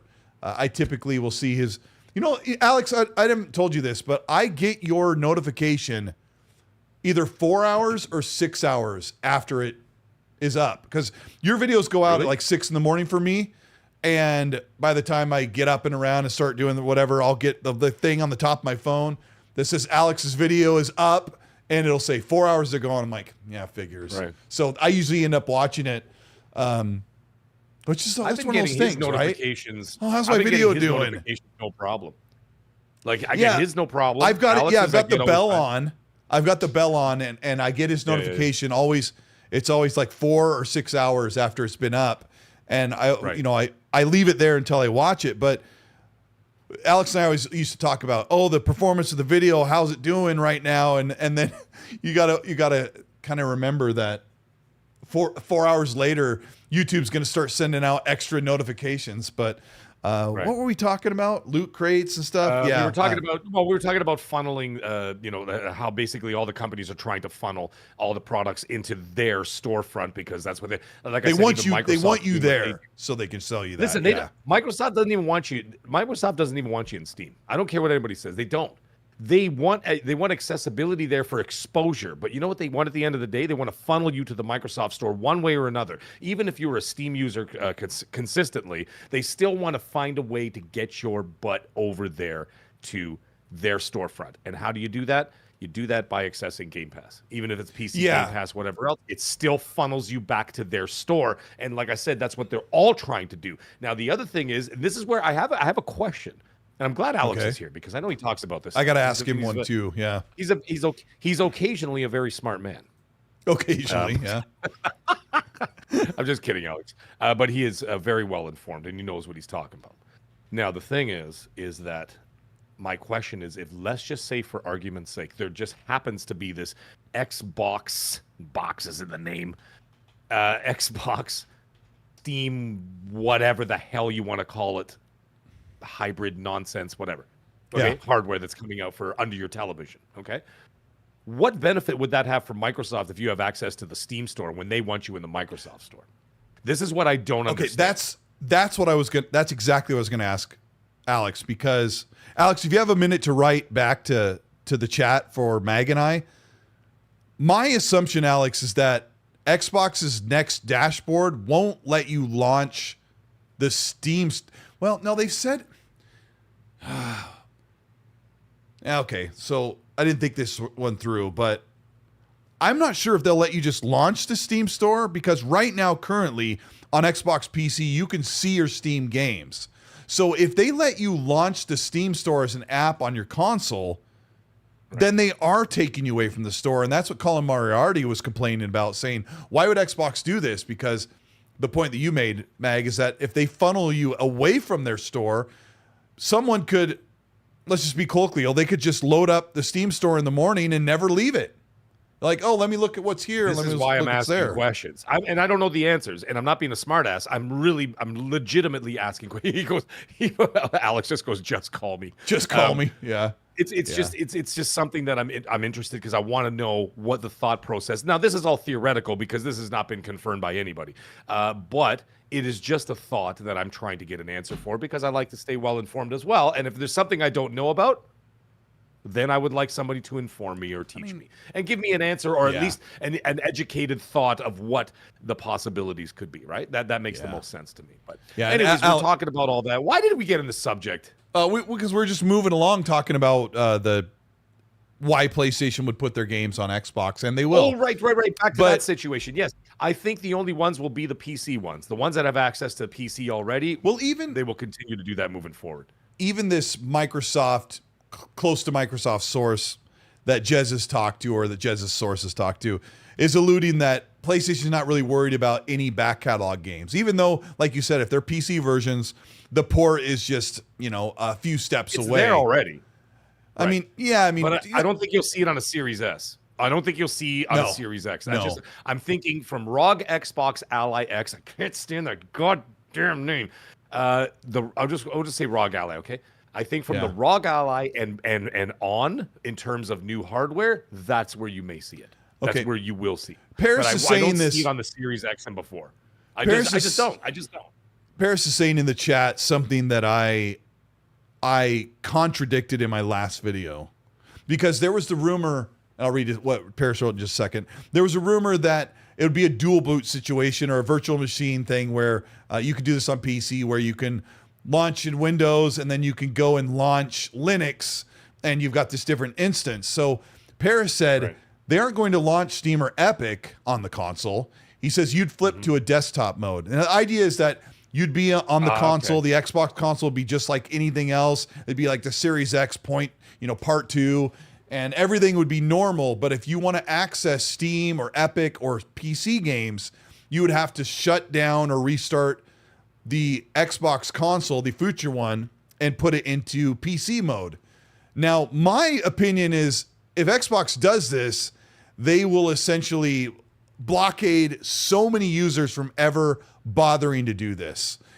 Like you could put this current consoles in dev mode. Hardly anybody does this, but Xbox can make this simplified. But I think that Xbox, if they want to be successful in the future, that needs to just be integrated. You need to be able to load up, just like right now, I can load up the PC Xbox app. It's the Xbox app, Xbox logo, PC, Colteastwood's, all my games I own. And if I go to library, I have all my games, and then the Steam ones have the little Steam icon. It's all seamless. I can look at multiple stores of games I own. I just can't launch other stores. Right. Alex, the problem with PC, I've been on PC for 10 plus years as a full-time gamer. On all the time, half the time I'm on Xbox console, right? Or PS5. My pain point for consoles on PC is I have to load up. It's going to sound dumb, but loading up different storefronts to see what games you want to play is not as simple as double clicking an icon on the desktop or writing in EA to load. It's annoying when I'm like, what do I want to play? And I load up Steam and I wait for Steam to load up, and then I flip to the library and I'm like, maybe I have something on Ubisoft Connect. So I write Ubi, click it, wait for it to launch, go through there and look. Like, if you're a console gamer, isn't it amazing that the games that you bought for 20, 25 years are right there? A to B, 1 to Z, right? Or A to Z. And if Xbox can I'm ranting. I'm sorry. If Xbox can just do that, if you can see all your games at a flip of the thumbstick without going into desktop mode, then I think they have the right thing. If Paris is hearing that there's a flip into a different mode, I don't think that's the right approach. Alex did answer you, by the way, or me. He did. He said, he goes, it'd be like the Steam Deck. I can access everything, but the default is Steam. Okay.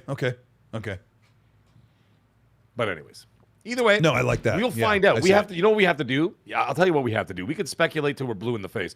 What we have to do is we have to wait and see what they actually do. All of them. And that goes for all of them. Yes, I keep hearing stuff, but listen, I'm telling you right now, and it's not because I'm getting shy about certain things or gun shy about certain, rumors and topics and whatever people tell me and all that kind of jazz. It's just some of it's just not even worth talking about anymore until we get actual clarification from the companies themselves, where I'm like, listen, I keep hearing stuff, obviously, as I talk to people who work at Microsoft on all levels, from ground level all the way up to C-suite. I speak to all of those people. And the thing is, though, at the end of the day, is that it's not even worth talking about because it hasn't come to fruition yet. When it comes to fruition, then we can actually talk about it in detail and say, hey, this is what's happening now. Now we have a road. They've laid out the road. Okay, they haven't paved the whole road, but at least they've laid it out. And now we know the direction it's going. Then we could say, okay, now we have something to work with, something tangible. Now we can move forward and start talking about it. And then we could see, from there, then we can make solid predictions and, of course, projections as to where they're going to go. For now, we're just shooting blanks in the dark. Yeah. Pause. Dren23 says, I mean? why is Colt so thirsty for PlayStation games on Xbox? I already have a PS5. I'm not thirsty for that. I am a customer. I am not the customer, and I'm not all of the customers. The people that watch the show that might not own a PlayStation or don't want to buy one for the 3 games that they have to have, you have to understand that the industry's changing, Dren, and the possibility and the prospect of PlayStation putting their games on Xbox and just making this a multi-platform pick and choose where you want to play, make sure you buy the games and we make the money off the games we make, is the future, because the AAA industry is floundering right now off of what used to work 10 years ago. So I've talked about this for a long time. The original idea was Xbox had exclusives. They were going to get all these games. They invested in studios, and it was going to change, paradigm shift what the Xbox could actually be with a ton of games. They also allowed their games on multiple devices and PC for a long time. So if you only had a PlayStation, you couldn't play Xbox games. It wasn't the other way around. PlayStation was the walled garden like Nintendo. So yeah, I talk about this because this means a lot for gamers all over the world, that if they can get more access to games. The other thing that I was going to say, if I can remember it, is, let me grab these super chats. Just a couple here. Danny Passion, thank you so much for the 2. He says, rest in peace, Charlie Kirk. Freedom of speech is gone. Mayo, thank you so much for the 5. Says, love you guys and rest in peace to Charlie Kirk. We appreciate you guys in the chat for keeping it super respectful. I know everybody has gone through a lot of stuff, and hopefully as Meg and I rant, mostly me, that you guys get your minds on the stuff that you're excited about, and prayers to everybody out there, whatever they're going through, whether they're going through an illness or difficulty with their jobs. Gaming will save the world. It'll be gaming, right, Meg? Games will solve everything. This is why, and I'm going to say this, I've said this a million times, but I'll say it again. For everybody in the chat, Junior Creation specifically, who seems to be a very angry person or negative person. Here's the thing. This is supposed to take us away from all these horrible things that happen in the world, right? And what that is that at the end of the day, this is not supposed to be taken that seriously. This is supposed to be fun for all of us. It's a hobby. It's a passion. For us, it's a passion even more so than just a hobby. We've made careers out of it, right? And on different degrees, as everybody starts at different times in their life and whatever else. You've been at this a lot longer than I have, whatever else, right? So anyways, the point is that at the end of it all, this is supposed to take us away from these things. Now, it doesn't mean you ignore these things. Like what happened today was tragic, horrifying. His daughter was in the tent with him. She's a child. Yeah. I watched the video. In detail because someone filmed it from 5 feet away. Because I know they keep showing the video from further away. Like there's that dude up on the hill. And that I watched the one where the guy was literally 5 feet away, and I saw what really happened. And it was horrifying to watch. And whatever, however you feel about that kind of situation, whatever. That's entirely up to you and your personal choices. However, you don't ignore those things.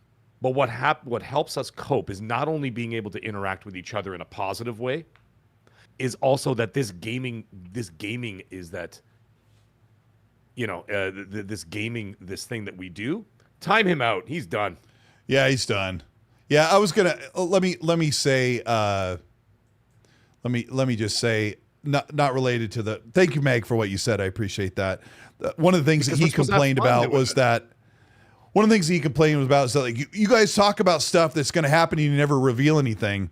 Well, let's move forward because we've been revealing things, and most of the time we have a pretty decent track record. I definitely have made my mistakes, but one thing that I've been reporting on for 3 or 4 years is that Playground was going to make a new Forza Horizon game and finally make the game in the location that we wanted, and now the reports are coming in pretty solid from insiders. Nothing's been revealed. That Playground's next game will be revealed at Tokyo Game Show in about 2 weeks. Correct. And the graphics that Xbox used on their Xbox Wired Journal article was like about street racing, basically.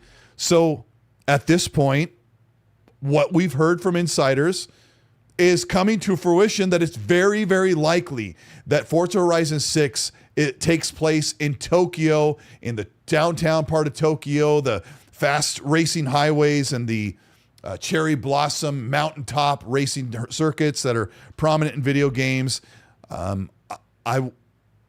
This is a big deal. We're going to get a reveal very soon if this is true.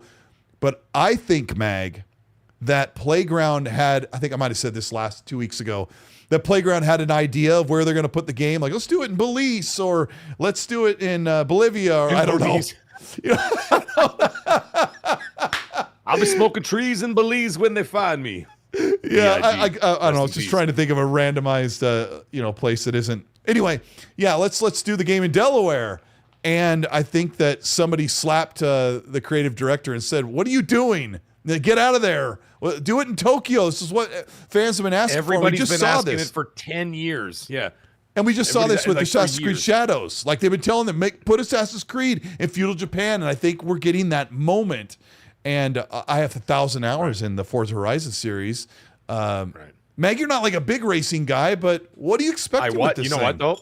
I used to be. I used to put hundreds of hours into racing games, and I'm still damn good at it. Really good at racing games, and I love playing them. But it doesn't hold my my attention the way it used to. So I'll put, like, for example, when a Forza games comes out, I'll spend about 30 to 40 hours.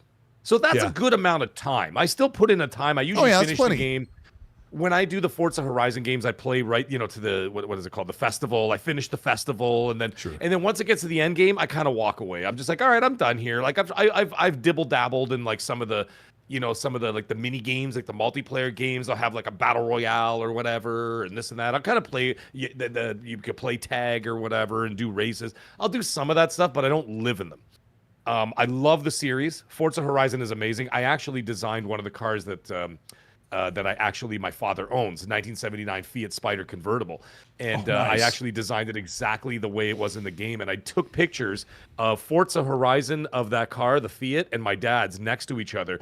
And it was so cool because they're identical down to the detail. And it's remarkable that even some people are like, I can't even tell what's the video game and what's the real car. And I'm like, it's awesome. I got to go find those pictures. It was on my old phone, but I have it on the PC somewhere. I got to pull those up. And anyways, yes, as for this game coming up, we have heard several times for weeks now, way back in August. We've heard that there might be an announcement at the Tokyo Game Show. And of course, the game being most likely in Japan, right? Then that would make absolute sense to launch it at the Tokyo Game Show just for added hype. I mean, I think that's a fantastic idea. It's going to do incredibly well. It's going to be the talk of the show. Everybody's going to be talking about it. And I think that that is exactly what the Microsoft marketing that has basically flubbed so much of over the years, have not done a great job with marketing, and messaging has always been horrendous on the Microsoft side. This is how you get maximum impact. You remember remember the lady who told Phil Spencer, like, hey, why don't we like surprise everybody and announce the Xbox Series X? Yeah, why don't we be bold, she said. And they all told her no. Because like when it comes to these corporations, a lot of these corporations are very risk averse. They have no balls to do stuff like that. Right. They're like, no, we can't do that. And she's like, why don't we? She goes, why don't we have some balls? That's what she said in the meeting. 5 years later, that is still one of the most talked about Xbox marketing things that they've ever done. That had the most maximum impact was when Phil came out there out of nowhere and announced that console is still a big deal, regardless of its success or whatever. I'm just saying that moment. I think that announcing a game that takes place in Japan while they're in Japan at the Tokyo Game Show is a brilliant move. And I think it's going to have, like I said, maximum impact. You announce it for whenever they decide to release it, and it is going to be huge. Forza Horizon is a huge franchise. Dude, I think really this might is. break records. Because now you got PlayStation. You got almost 100 million PlayStation players out there with eyeballs on it. No longer just Xbox and PC. Oh, they had 11. They had 11 million players the first week across PC, Xbox, and Game Pass for Forza Horizon 5 in 2021. You throw PlayStation in there that has double the users. What I'm saying. You're looking at 15 million the first week, easy. Easily. Yeah, that's gonna be great. I think it's going to be a big hit for Microsoft, and it's going to be a golden goose for them, and it's only going to fuel them further. No pun intended. It's going to fuel them further to put the pedal to the metal. Series be like, yeah, no kidding, right? Okay, guys, let's go. We've got something here that's going to be monstrous. And now it was already monstrous before, and always wildly successful. You remember when Forza Horizon 5 came out on Game Pass?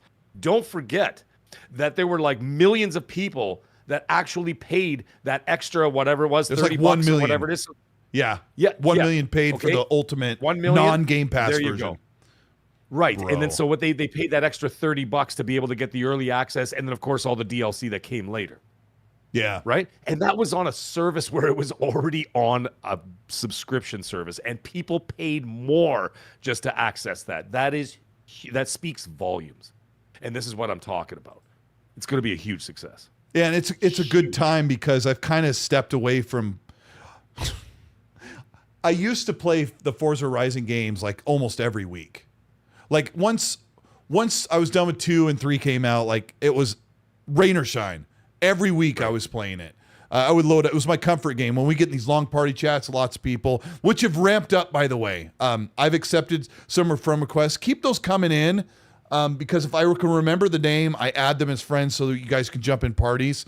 But thank you so much. There have been so many people that I've actually been talking to that have been hidden away from because of everyone just kind of hiding offline. But yeah, that was my creature comfort, was sitting and playing Forza Horizon with the sound on real quiet and talking to my good friends. But it's a good time for Forza Horizon, and I can't wait for that. Yes. I'm expecting it to look amazing. Do you remember? Sorry, what did you say before I... No, I was just going to say, I think it's going to be even bigger than it's ever been. I hope so. I hope so, because it's Xbox's... It might actually be one of Xbox's bigger IPs next to like Minecraft, and I mean, it's not big like that, but it's one of their big hitters. Do you remember when they showed the environments of Forza Horizon 5 and everyone's like, that's not real. That's not real. There was a kind of a prominent PlayStation fanboy on social media that was like, look at this is so lame. You Xbots out here thinking this is real. This is actually video footage from a real life location in Mexico. And then I said, bro, if you wait 10 more seconds, the car flies in. He never even got past the establishing shot of the trees blowing in the wind and the canyon and the river. And then all of a sudden the camera swoops forward and that AMG Mercedes supercar just flies in and gets trailed by the game camera. And I'm like, yeah, I'm really looking forward to it. One of the other absolutely ridiculous takes that we've been dealing with as Xbox fans or Game Pass fans is the executives and former executives at Xbox. It's very strange, Mag, that the people who leave Xbox and Microsoft are very embittered and complain a lot. But the people that leave PlayStation go and work for another company and still defend PlayStation.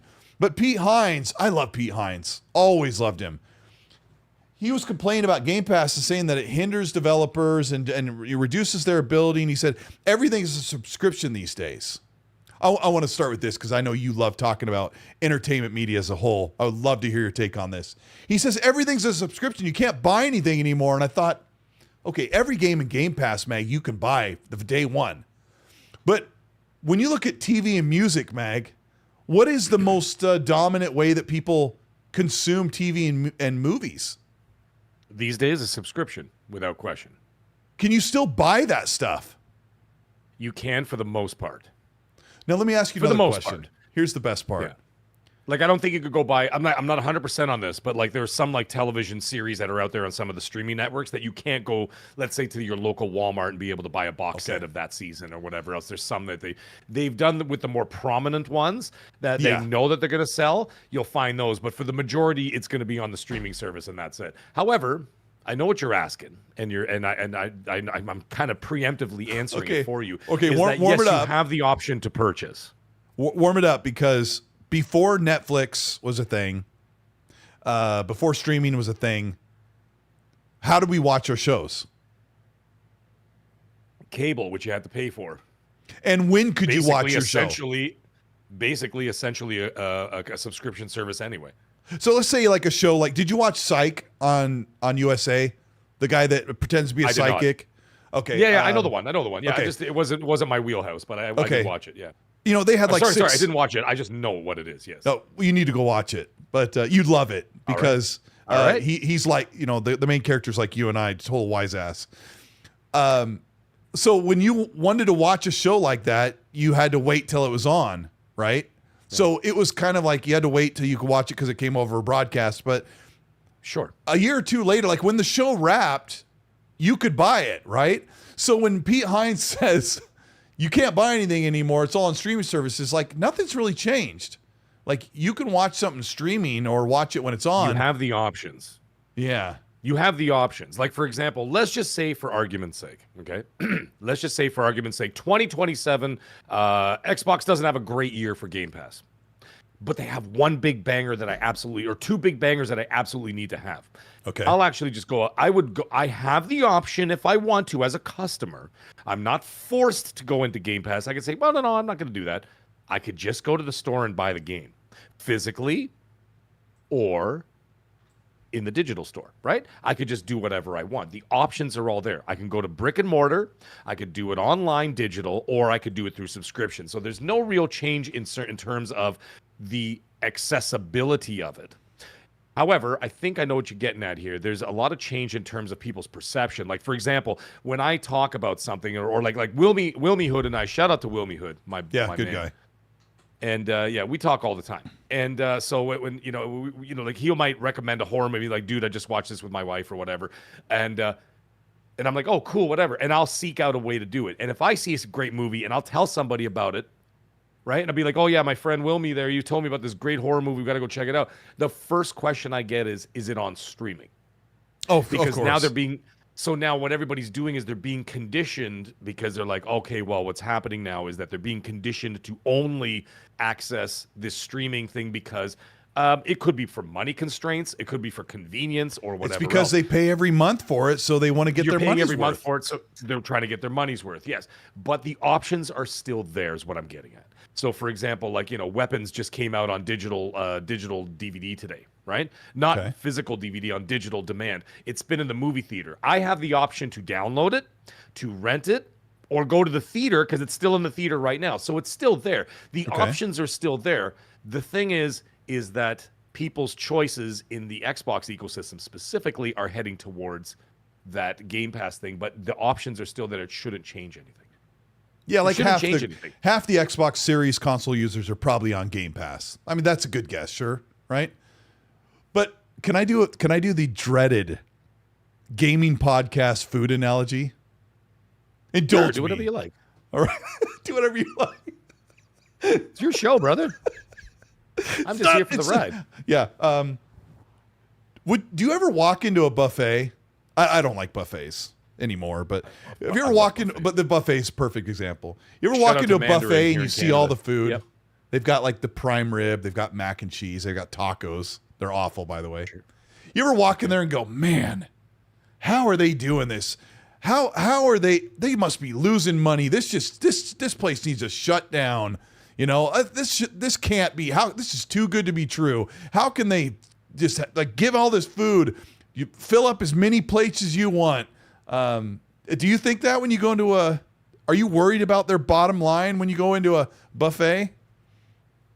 Well, as a normal customer, see, you're asking the wrong person because I've been in that industry for 3 decades, so I know all the inside baseball on it. Yeah, I could give you all the ins and outs. Of actually, that stuff. And do throw some of that in there. I'd actually like to hear some inside baseball. Well, a lot of it is psychology. There's food psychology, for example, and that's an actual course that I actually had to take. Tell us about it. And food psychology. What they do is that they put the cheapest stuff that actually physically fills up a human being more than anything else. They put that at the easiest accessible points of when you're walking, like the starchy stuff, rooms into the buffet. Yes. And it's also even specific foods. Rice, for example, expands in your stomach over the course of 15 to 25 minutes. So they put the rice usually right in the front. Your breads, your whatever, your starches, your carbs, muffins, and those things expand in your stomach. Yeah, 15 to 25 minutes. They expand in your stomach, makes you full. Another thing they do is that they continuously keep refilling your water. Especially like there's a Mandarin buffet. Like I said, shout out to Mandarin buffet here in Canada. The best. It's good deluxe stuff. Chinese buffet. Oh my God, the Chinese buffet, but it's incredible quality. They are top quality, not like those crappy ones. I've been to one in the U.S. and oof. These ones are really good, and they're a multi-billion, almost billion-dollar franchise at this point. They're incredible. Now the thing is that they keep refilling your water every 5 seconds. And the reason why they keep refilling your water every 5 You want more seconds is water? because you keep drinking and drinking and drinking and drinking and drinking, and it's filling you up, and you don't even realize what's happening. So like I said, they put the cheaper, starchier, heavier foods in the front that fill you up quicker. So by the time you go up for your second plate, you start to feel it already. You're like, oh man, I'm getting full. They put the bigger stuff towards the back and more not as easily accessible, so less people go there. Meg, where's our boy that's cutting the prime rib and saying, "Did you catch the game last night? Where's that guy at?" Yeah, exactly. Where are they putting him? I know. Is he in the back? Have you tried the lasagna? That's my favorite. Well, actually, the funny thing is they're actually going to put Lasagna Boy near the front. You know why? Because lasagna's cheap.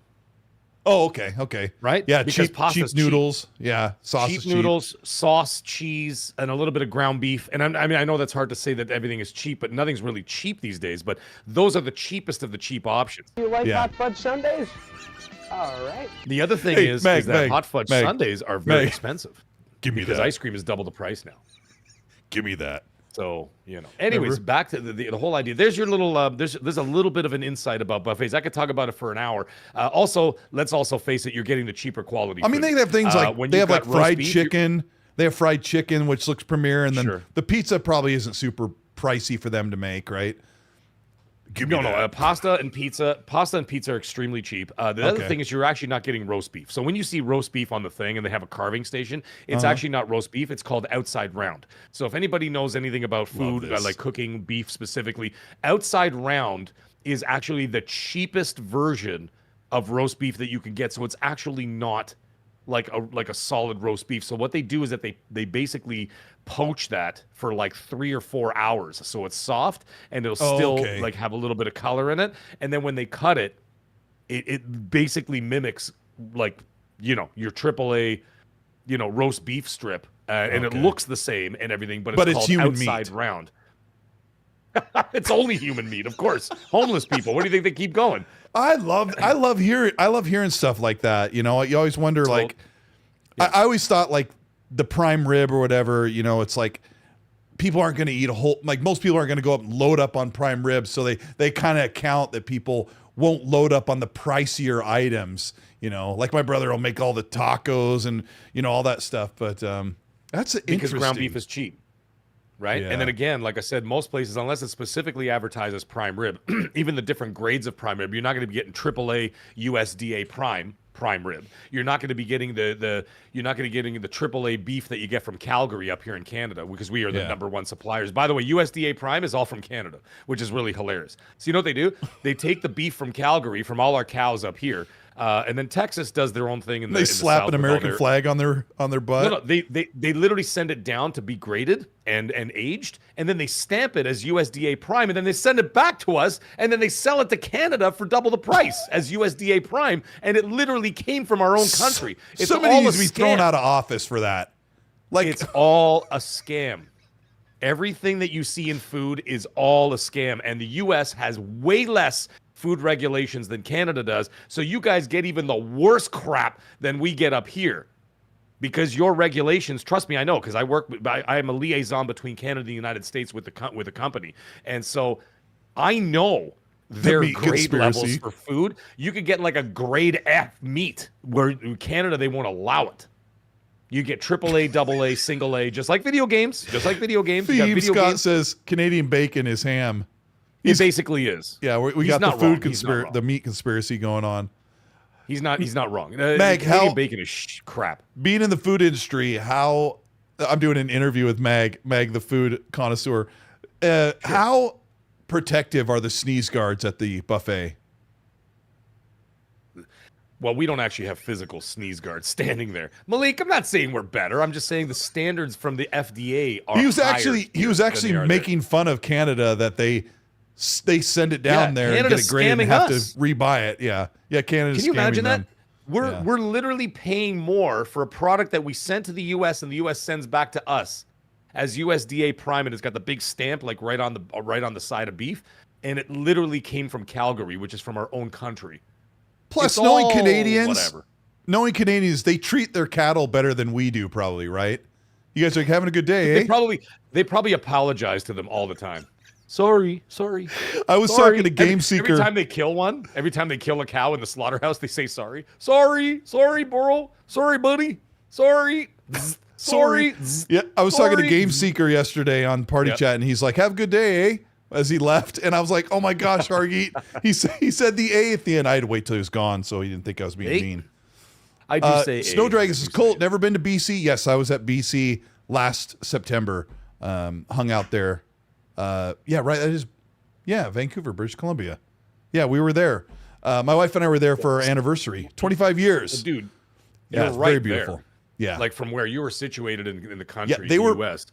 they were pushing BC is cows literally down right across above the you. border, and then they were waving them back on the That's way right. And then back. they charge us double to bring them back to Canada. Yes. And then the guy's like, "Well, what are you bringing in? What's your business in Canada?" And the guy's like, "Yeah."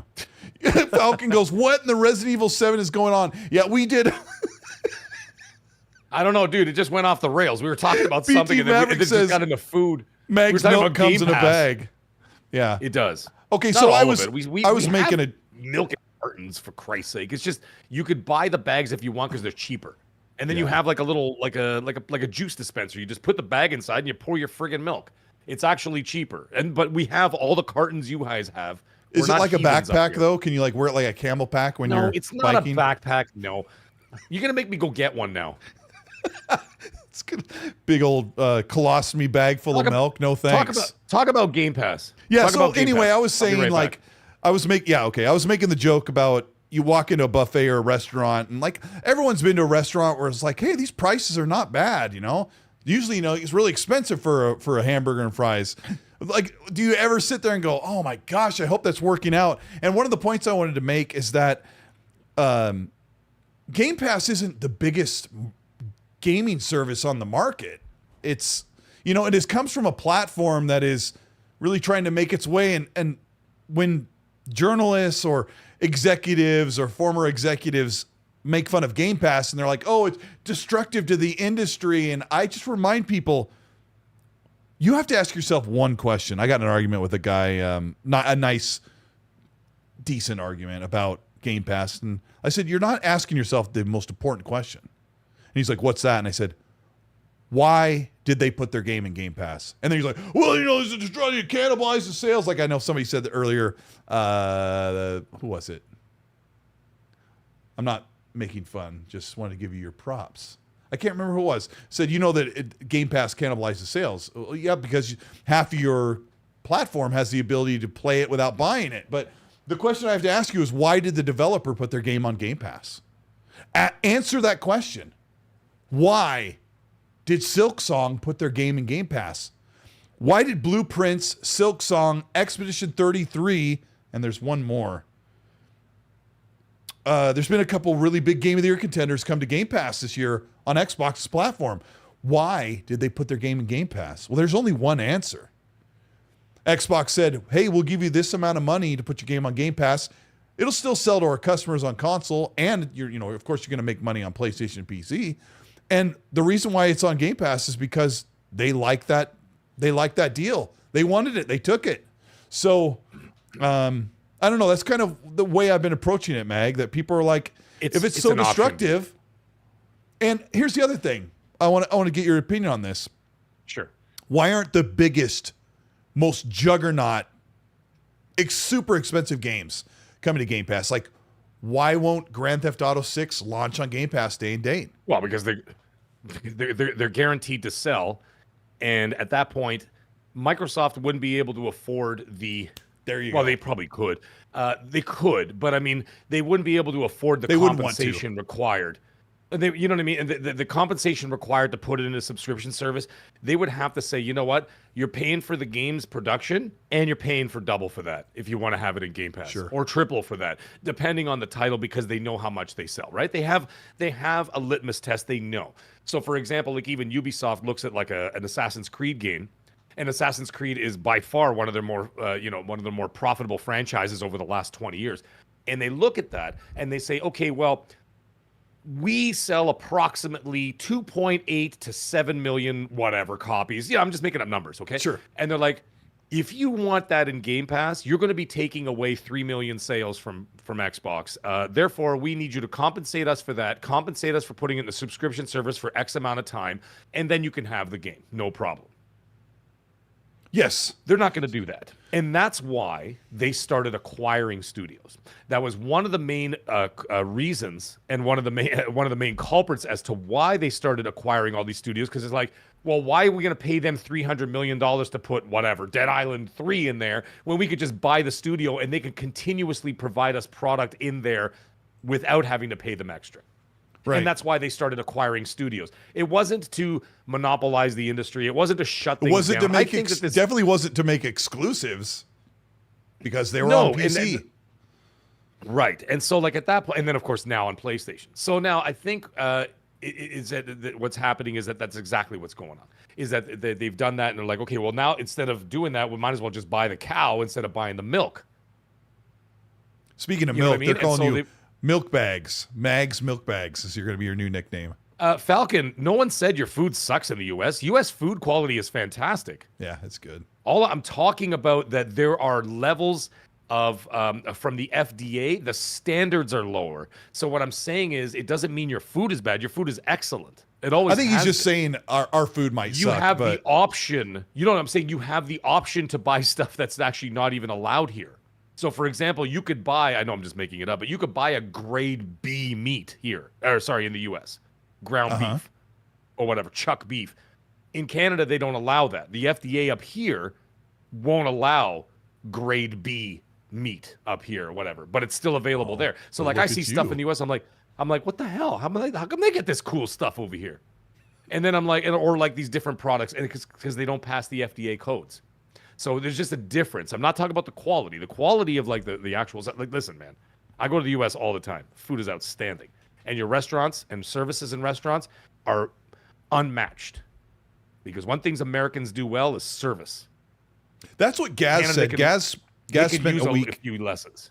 Gaz spent a week in the West Coast, and he said, one thing I got to hand it to the U.S., your wait staff and customer service people in the industry is just really super nice. He said over in UK they're just like really dismissive and short.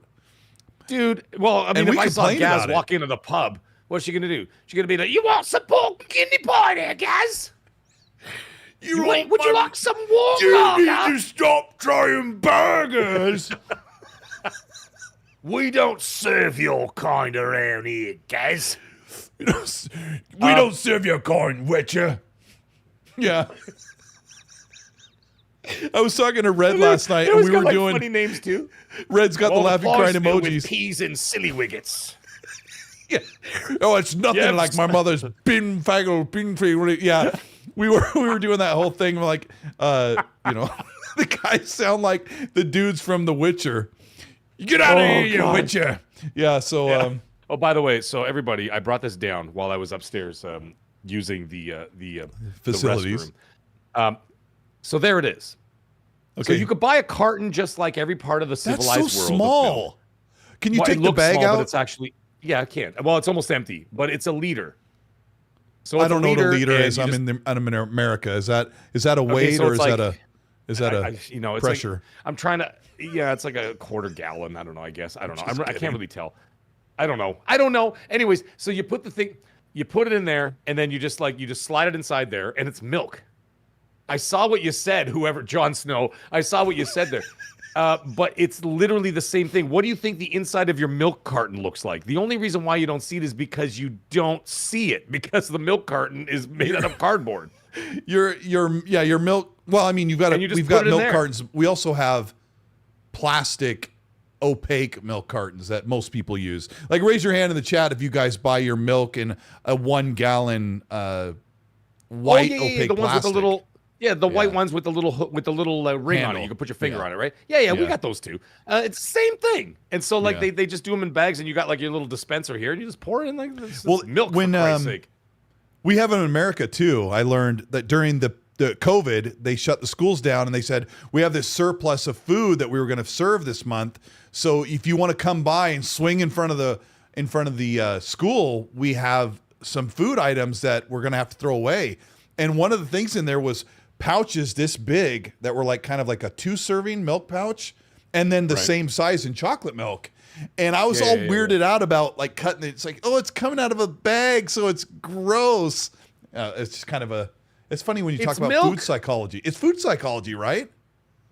Yeah, well, food psychology is a whole like I said, I did a whole course on that way back when in the 90s, and it was very fascinating. There's all kinds of different things that are all part of food psychology that people don't realize are happening. For like even more examples, do you know that they actually take, if you go to a grocery store that actually has a baking section, what they do is they put an exhaust that actually is attached. a bakery.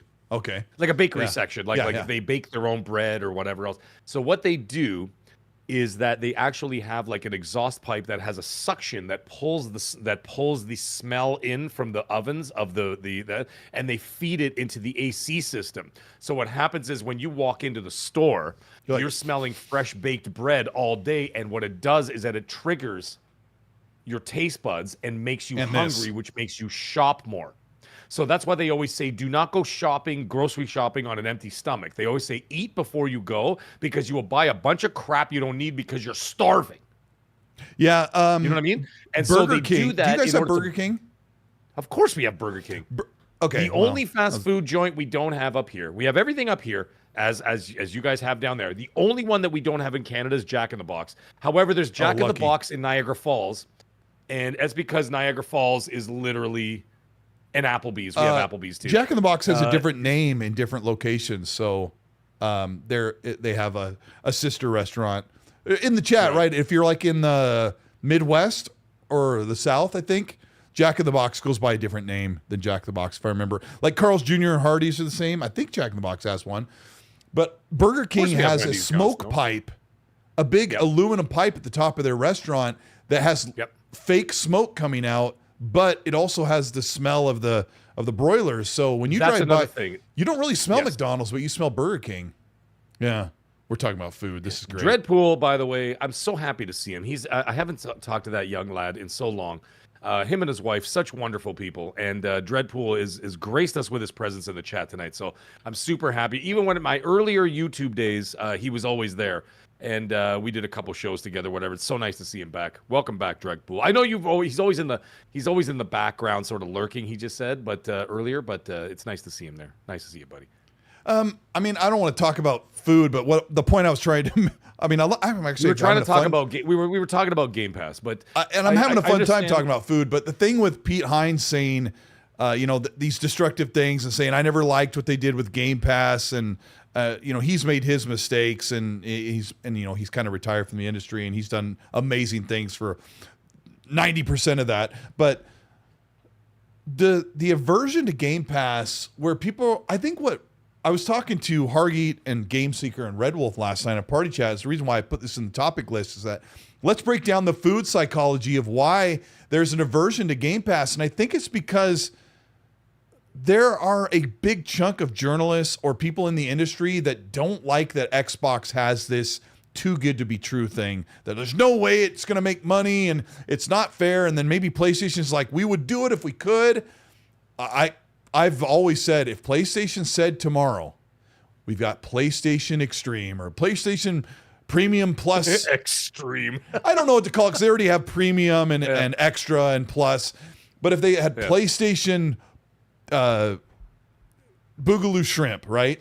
And they're like, perfect, great name. Yep. Ghost of Yotei's gonna land on it. Wolverine and Venom are gonna Denim, the genes of all video games. If they said Soros and all these games are going to be day and date in the subscription service, and we're going to put some of the back catalog things in there, PlayStation fans would subscribe so fast. I think they would overtake Game Pass in just a couple of years in numbers. But I feel like PlayStation's afraid if they do it that it'll harm their sales or something. But I don't know. They've run the numbers. I don't really like, to me at this point in my life, at this point in my gaming career, and of course a YouTube career, I've given up on caring. And the reason why is like I know that sounds kind of weird, but what I mean by that, I don't mean that in a disrespectful way. I'm just saying I've given up on caring in the point that it's an option that's there. As long as the companies make enough money to continue moving forward so that they're profitable and so we continue to get more product, I don't care how they get from A to B. How they get to A to B is their business entirely. My job, even though of course part of my job in my life now is making YouTube content where I'm on top of all this stuff. Right? But when I separate myself and I'm no longer a YouTuber or a content creator or a co-host of a show with you or a host of my own show, I'm still a gamer. And which means I am still a customer. So when I separate myself from that, all I care about is that they make enough money to keep making more games. Like I just watch, like that's it. I don't care about anything else because it is my enjoyment, my entertainment, and my happiness, and that's all there is to it. I'm not going to sit there and dissect whether Game Pass is making money or not. I don't really care as long as it's feasible enough for them financially to move forward. For example, I watched Nobody 2 this morning. Okay? Yeah. Nobody, the first Nobody, was one of my favorite action movies I've seen in 10 years, better than the John Wick movies. I loved it. Oh, okay. Absolutely loved it. The first Nobody. Watched the second one today. I had a great time and it was a lot of fun. Okay? A lot of fun. It was a little ridiculous, but it was a lot of fun and it was great. I still think the first one was better. But the point is, I went straight to my phone and I went to go see the box office numbers because I haven't spoken to anybody at Hollywood about it. So I wanted to see the box office numbers and see if it was profitable, because if it's profitable enough, they're going to make a Nobody 3. Yep. And that's all I cared about. All I cared about is tell me more of this wonderful character. I love this story. I love this family. I love that, I love everything about about that 2 film series. So I went straight to that to make sure that there was going to be enough money to make a third film. That's all we should do. Now, what I just said there, we should apply that to video games. Absolutely. We apply it to video games so that as long as we continue to get video games, I don't care how you consume them. And I don't think that you should care or anybody else cares how I choose to consume them. So, for example, let's just say, okay, I'm just saying, let's just say from November and on, not November, that's stupid because Call of Duty's coming out. Let's say, I don't know, January 1st, I decide to cancel Game Pass for the whole year. Okay? Okay. And I just want to buy my games. And I'm like, oh, well, they got Fable coming out. They got Forza Horizon 6 coming out. I'll just buy them because those are games I'm going to keep. Those are games that I always go back to. Those are games that will never get old, whatever. And I could just buy those. I have the option to do that. And I don't think anybody should criticize what people's options are. Or let's just say you say, well, I'm just going to buy Game Pass for the year because there's a bunch of indie games in between all those games that I really enjoy to play that don't get the exposure, blah, blah, blah, blah. And so I look at that and I will not criticize how you decide to consume the product. As long as we continue to get that product. So what Pete Hines says, or what this guy says, or what friggin' what's his face over there, Sony says about this, who cares what they got to say? I mean, it's interesting to take the it games in. media really does care. It seems like they want confirmation bias. No, you know what it is, Colt? Colt, they want rage clicks. Yeah, because that's they know true. that there's Reader service. they want rage clicks because they're gonna get 30 million raging Xbox fans going. They're gonna fight, yeah. Right? And then they get them point. on there and they get the engagement. It's rage clicks. And that's what they're trying to do to people. And it's like the best thing to do is just ignore it. Now, do not ignore industry professionals. I know Colin Moriarty got into that a little bit. They're also mixed into that. There's industry professionals or the occasion, and I mean this, I'll put an exclamation point on the occasional developers that gripe about the deal they got in Game Pass that they didn't like, so they're outspoken. I want to be devil's advocate and say that if you're watching the show, like Meg and I and in chat, like all of you guys, you should be like digging your fingernails into, like, how is Game Pass doing? What does it mean for the industry? Because we we put our finger on the pulse, and that's fine. But Meg, you made such a good point. Like, block out the noise when it's like reader service. We're gonna pit the defenders against the aggressors, and it's gonna drive traffic, and that means more money for us. Because when Pete Hines says, Game Pass doesn't really work, or however he said it, he didn't say it that way. That's like, oh man, that's easy traffic. Right. That's easy bait. Easy but bait.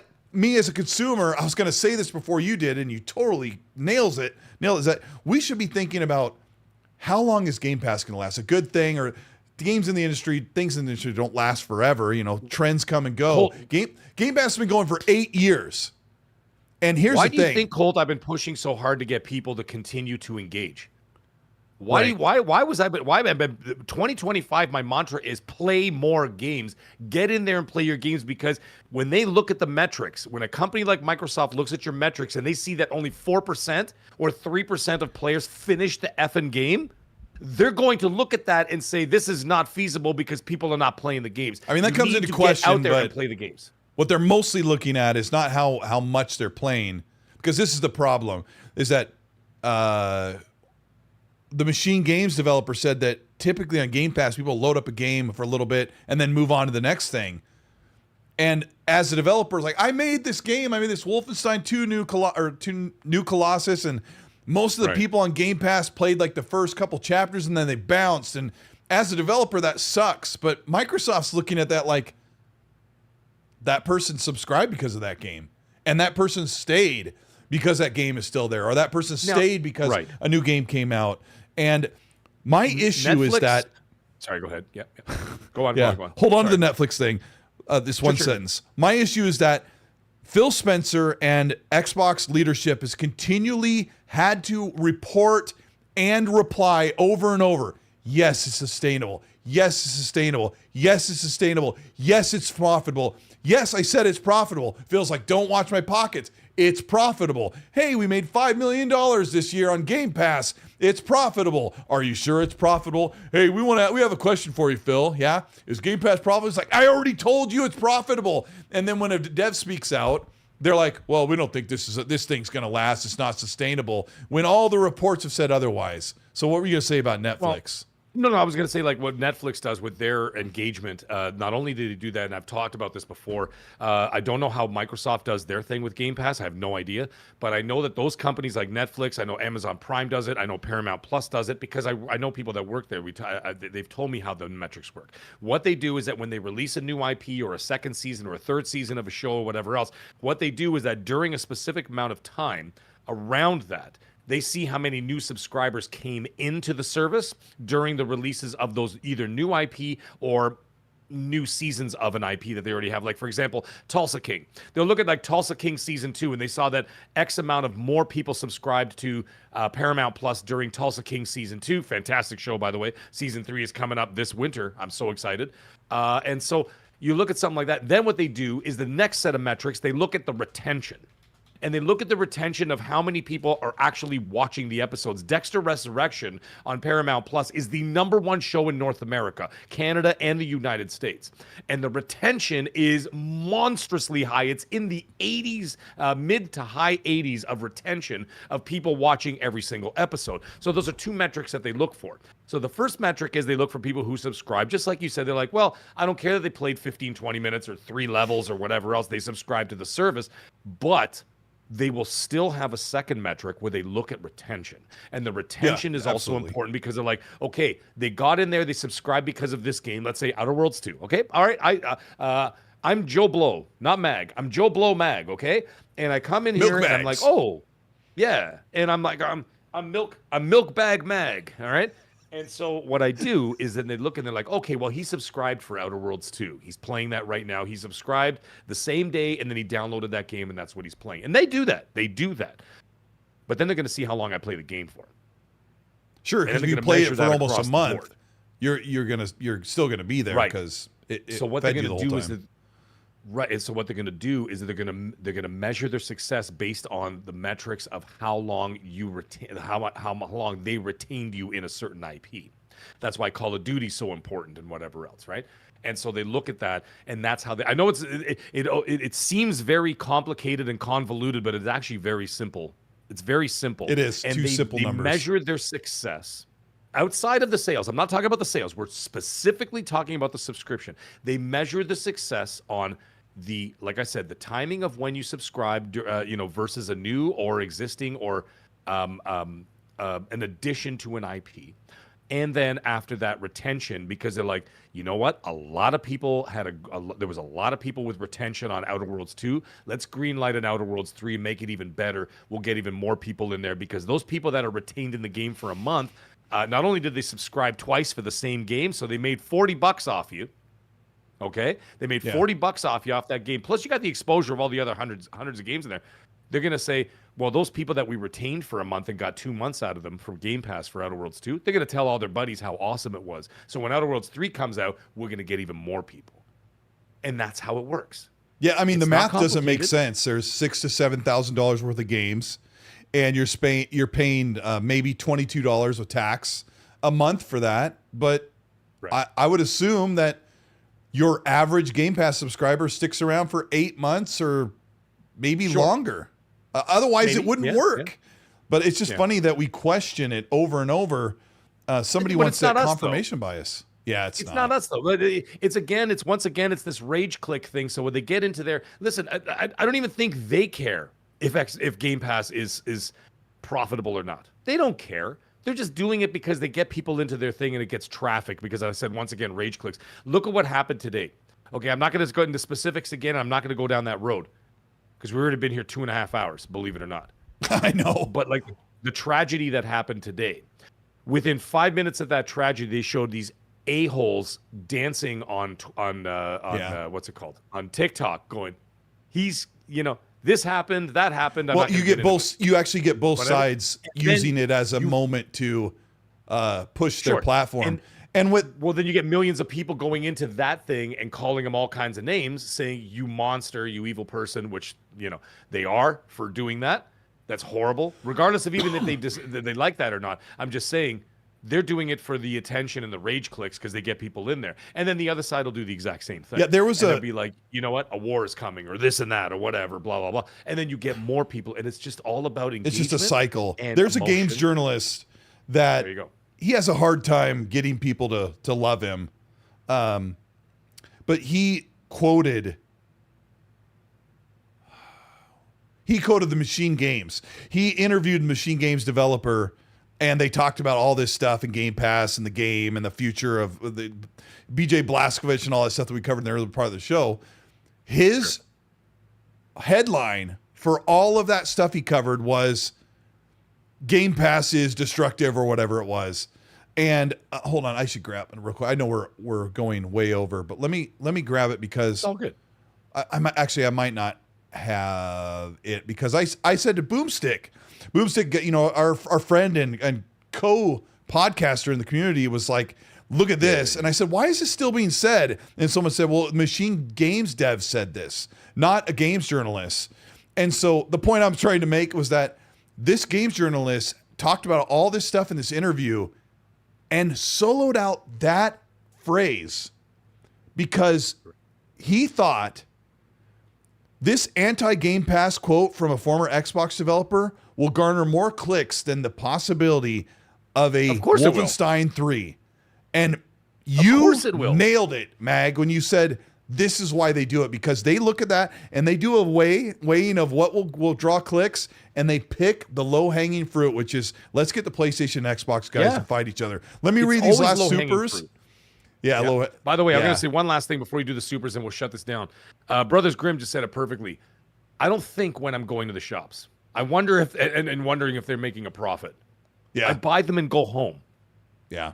right? That's what you do. When you go buy a pair of pants, or for my British friends out there, if you buy a pair of slacks or pantaloons, if you're from the 1920s, if you go out to the store and buy a pair of pantaloons, are you wondering that the store is going out of business, or are you there to buy your pantaloons?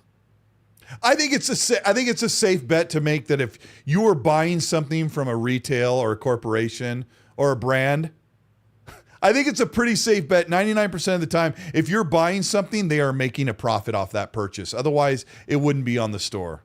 If you buy something on eBay, someone might be like, I got to get rid of this. It's not really worth anything. But if you're looking at a multi-billion-dollar company or trillion-dollar company, the fact that you're asking the question, is this profitable?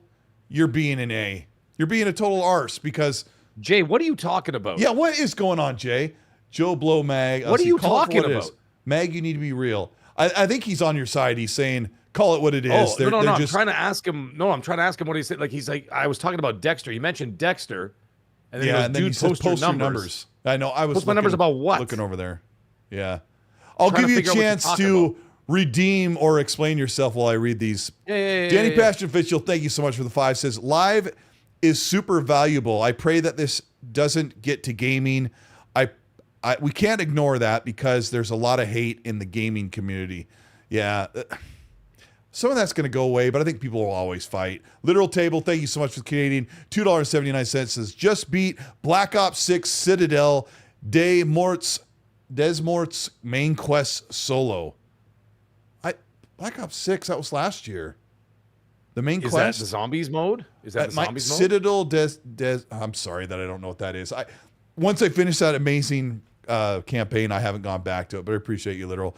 Andy Hart, the channel member, says, good morning, Mag. Hope you're enjoying Chronos, my game of the year so far. Very much enjoying Chronos. Chronos is a wonderful game. And once again, thank you to the maggots out there who helped me purchase that. Well, not helped me. They purchased the game for me so I could play it and, of course, stream it on the channel. It's been absolutely amazing. And a lot of people come checking it out because you know what? A lot of people didn't buy it.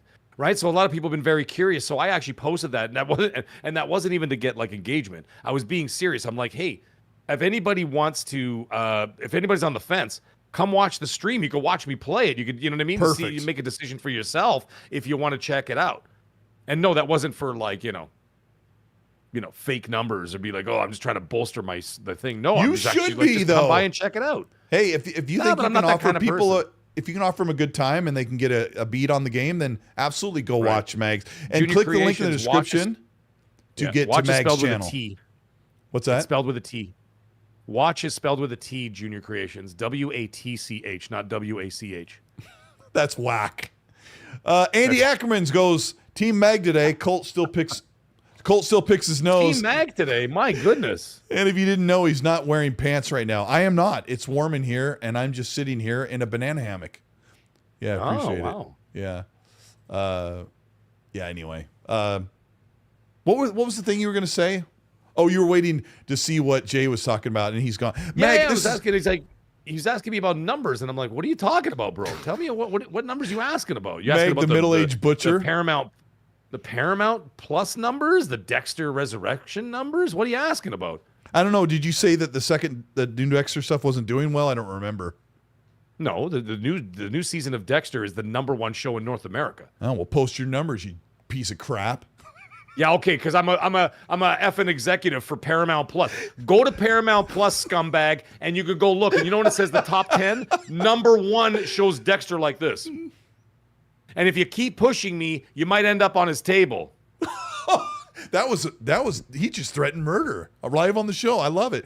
No body count numbers. Maybe he wants to know. Mistro 001 says.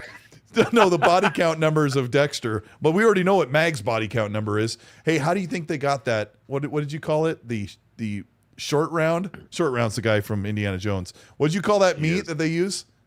Background? What did you call it? Side round? Sorry? The meat. The cheap meat. Outside round. Well, I was close. Outside Indiana round. Jones like, look out. Sorry, Jay's got it right here. So he goes, so if that's the case, I wonder if Mag or Cold understand that games are stagnant. What God, games? dude, you're not explaining yourself. I'm not understanding what you're saying. What posted? Oh, maybe he means post the numbers. Post how many subscribers Game Pass has. Okay, I Jay. see what you're saying. My best explanation of that is that the Game Pass subscriber numbers probably don't.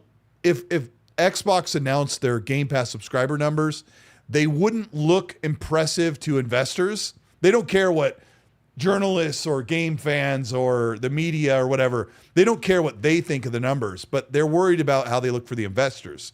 So instead, what they do is like, well, we're only at 32 million, but we're making $5 billion a year. And guess what? The investors care about that number. They don't so much care about the other number. But the reason why they're hiding the subscription number is that they have talked in the past about it growing up to a certain number. I think they said they wanted to get to 48 million by a certain time. And they're probably far below that. Maybe they're at 36 or 32 or 38.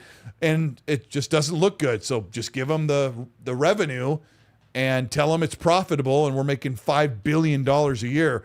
So that's why. So anyway, I'm very tired. Had a crazy day. And, Yes, keep you it, did. like Mag said, about enjoying gaming and keeping what's important in mind. My wife and I took a little trip, something today, and that was, kind of serious. And And then you come and you sit down and talk gaming with your good friend Mag, and you realize, glad she's good, glad your wife's good, glad everybody's healthy who is, and we're just here to enjoy the thing. And we had a crazy show. I'm starving. I want to eat dinner. You guys have all been amazing. We appreciate your support. My name is Colteastwood. Hopefully I'll have some content out before I leave for the week. I'm not sure, but Mag, tell everybody what to expect on the channel, and we'll get the heck out of here and let these guys have the rest of their day. Yes. Well, that was an epic show, folks. That's almost 3 hours. Unbelievable. Yes, on the channel, thank you guys all for the support, by the way, to all the fellow maggots out there who've been absolutely just incredible, and milk bag Mag. Look at this. Magnum, by the way, where were you yesterday for Magcast? Where were you yesterday? You're my moderator, and you weren't even there, scumbag. I have Old Lady Gamer, by the way. Love it. I call her that. I'm just joking around. Her name is Lady Gamer. I just being funny. Lady Gamer is actually my other moderator, and Magnum's my other moderator. Magnum, nowhere to be found. Unbelievable. No, C Marvel, I don't do that, but not yet. But I will do that. I know YouTube didn't notify because this algorithm is just horse crap. So you guys got to be really vigilant and check it out and see what's going on. I know I made a post, anyways, and I literally set up the show 40 minutes before it went up because I was out taking care of life stuff. So. Exactly. So I'm thinking what I'm going to be launching my marinated review of Chronos: The New Dawn by tomorrow. Hopefully, I should have it up by tomorrow. And then of course after that, Friday, we are going to be going live with Borderlands 4 all day. I'm home. So I will be home, and I will be gaming all day. Whoever's around, my wife is not around. She's at work. So guess what? And my son's in school, who also has the game, and my daughter's in school. So guess what? Anybody, top tier maggots, want to, or anybody else on the channel members list that I put as part of my perks, you will be able to team up with me directly. Have they said anything about joining your friends across Xbox and PlayStation? Yes, it is fully across platform. Okay, because I'm probably going to buy it on Xbox and PC so I can travel with it. So I want to join you. I want to join you on Friday or Saturday before I leave. Dude, we're going to do that. Absolutely. So, yeah, it would, yes, Marvel, I will do that in the future. I've got more coming, by the way, but not yet. I had to take a break. Otherwise, my wife's going to kill me with buying new cabinets. But anyways, yes. So I will be doing that. So the marinated review for Chronos: The New Dawn is coming out, and then we're going to be doing a whole lot of live streaming of Borderlands, and then hopefully by the end of next week, I will be doing my marinated review of the main campaign of Borderlands. And also, if you haven't checked it out because YouTube's been acting all funny, go check out my Munching with Mag, the Borderlands edition, where I did not use any ovens or anything like that. I did everything on the open fire. The only thing I cooked on the stovetop was actually a sauce. That's it. Awesome. But all the food was done in foil, cooked on the fire. And funny enough, I even cooked bread directly on the coals. So I did all that. So zombie apocalypse, you want to call the Mag. I'll be there for you. But anyways, everybody's have a great night. Stay magnificent. We'll see you guys all tomorrow. Have a good night. Thanks, everybody. Also, I don't know. I'm just stalling. We're out of here. Bye, Mag. Good show. Later, Audience or chat, you guys are awesome. Hit the like on the way out. We're gone.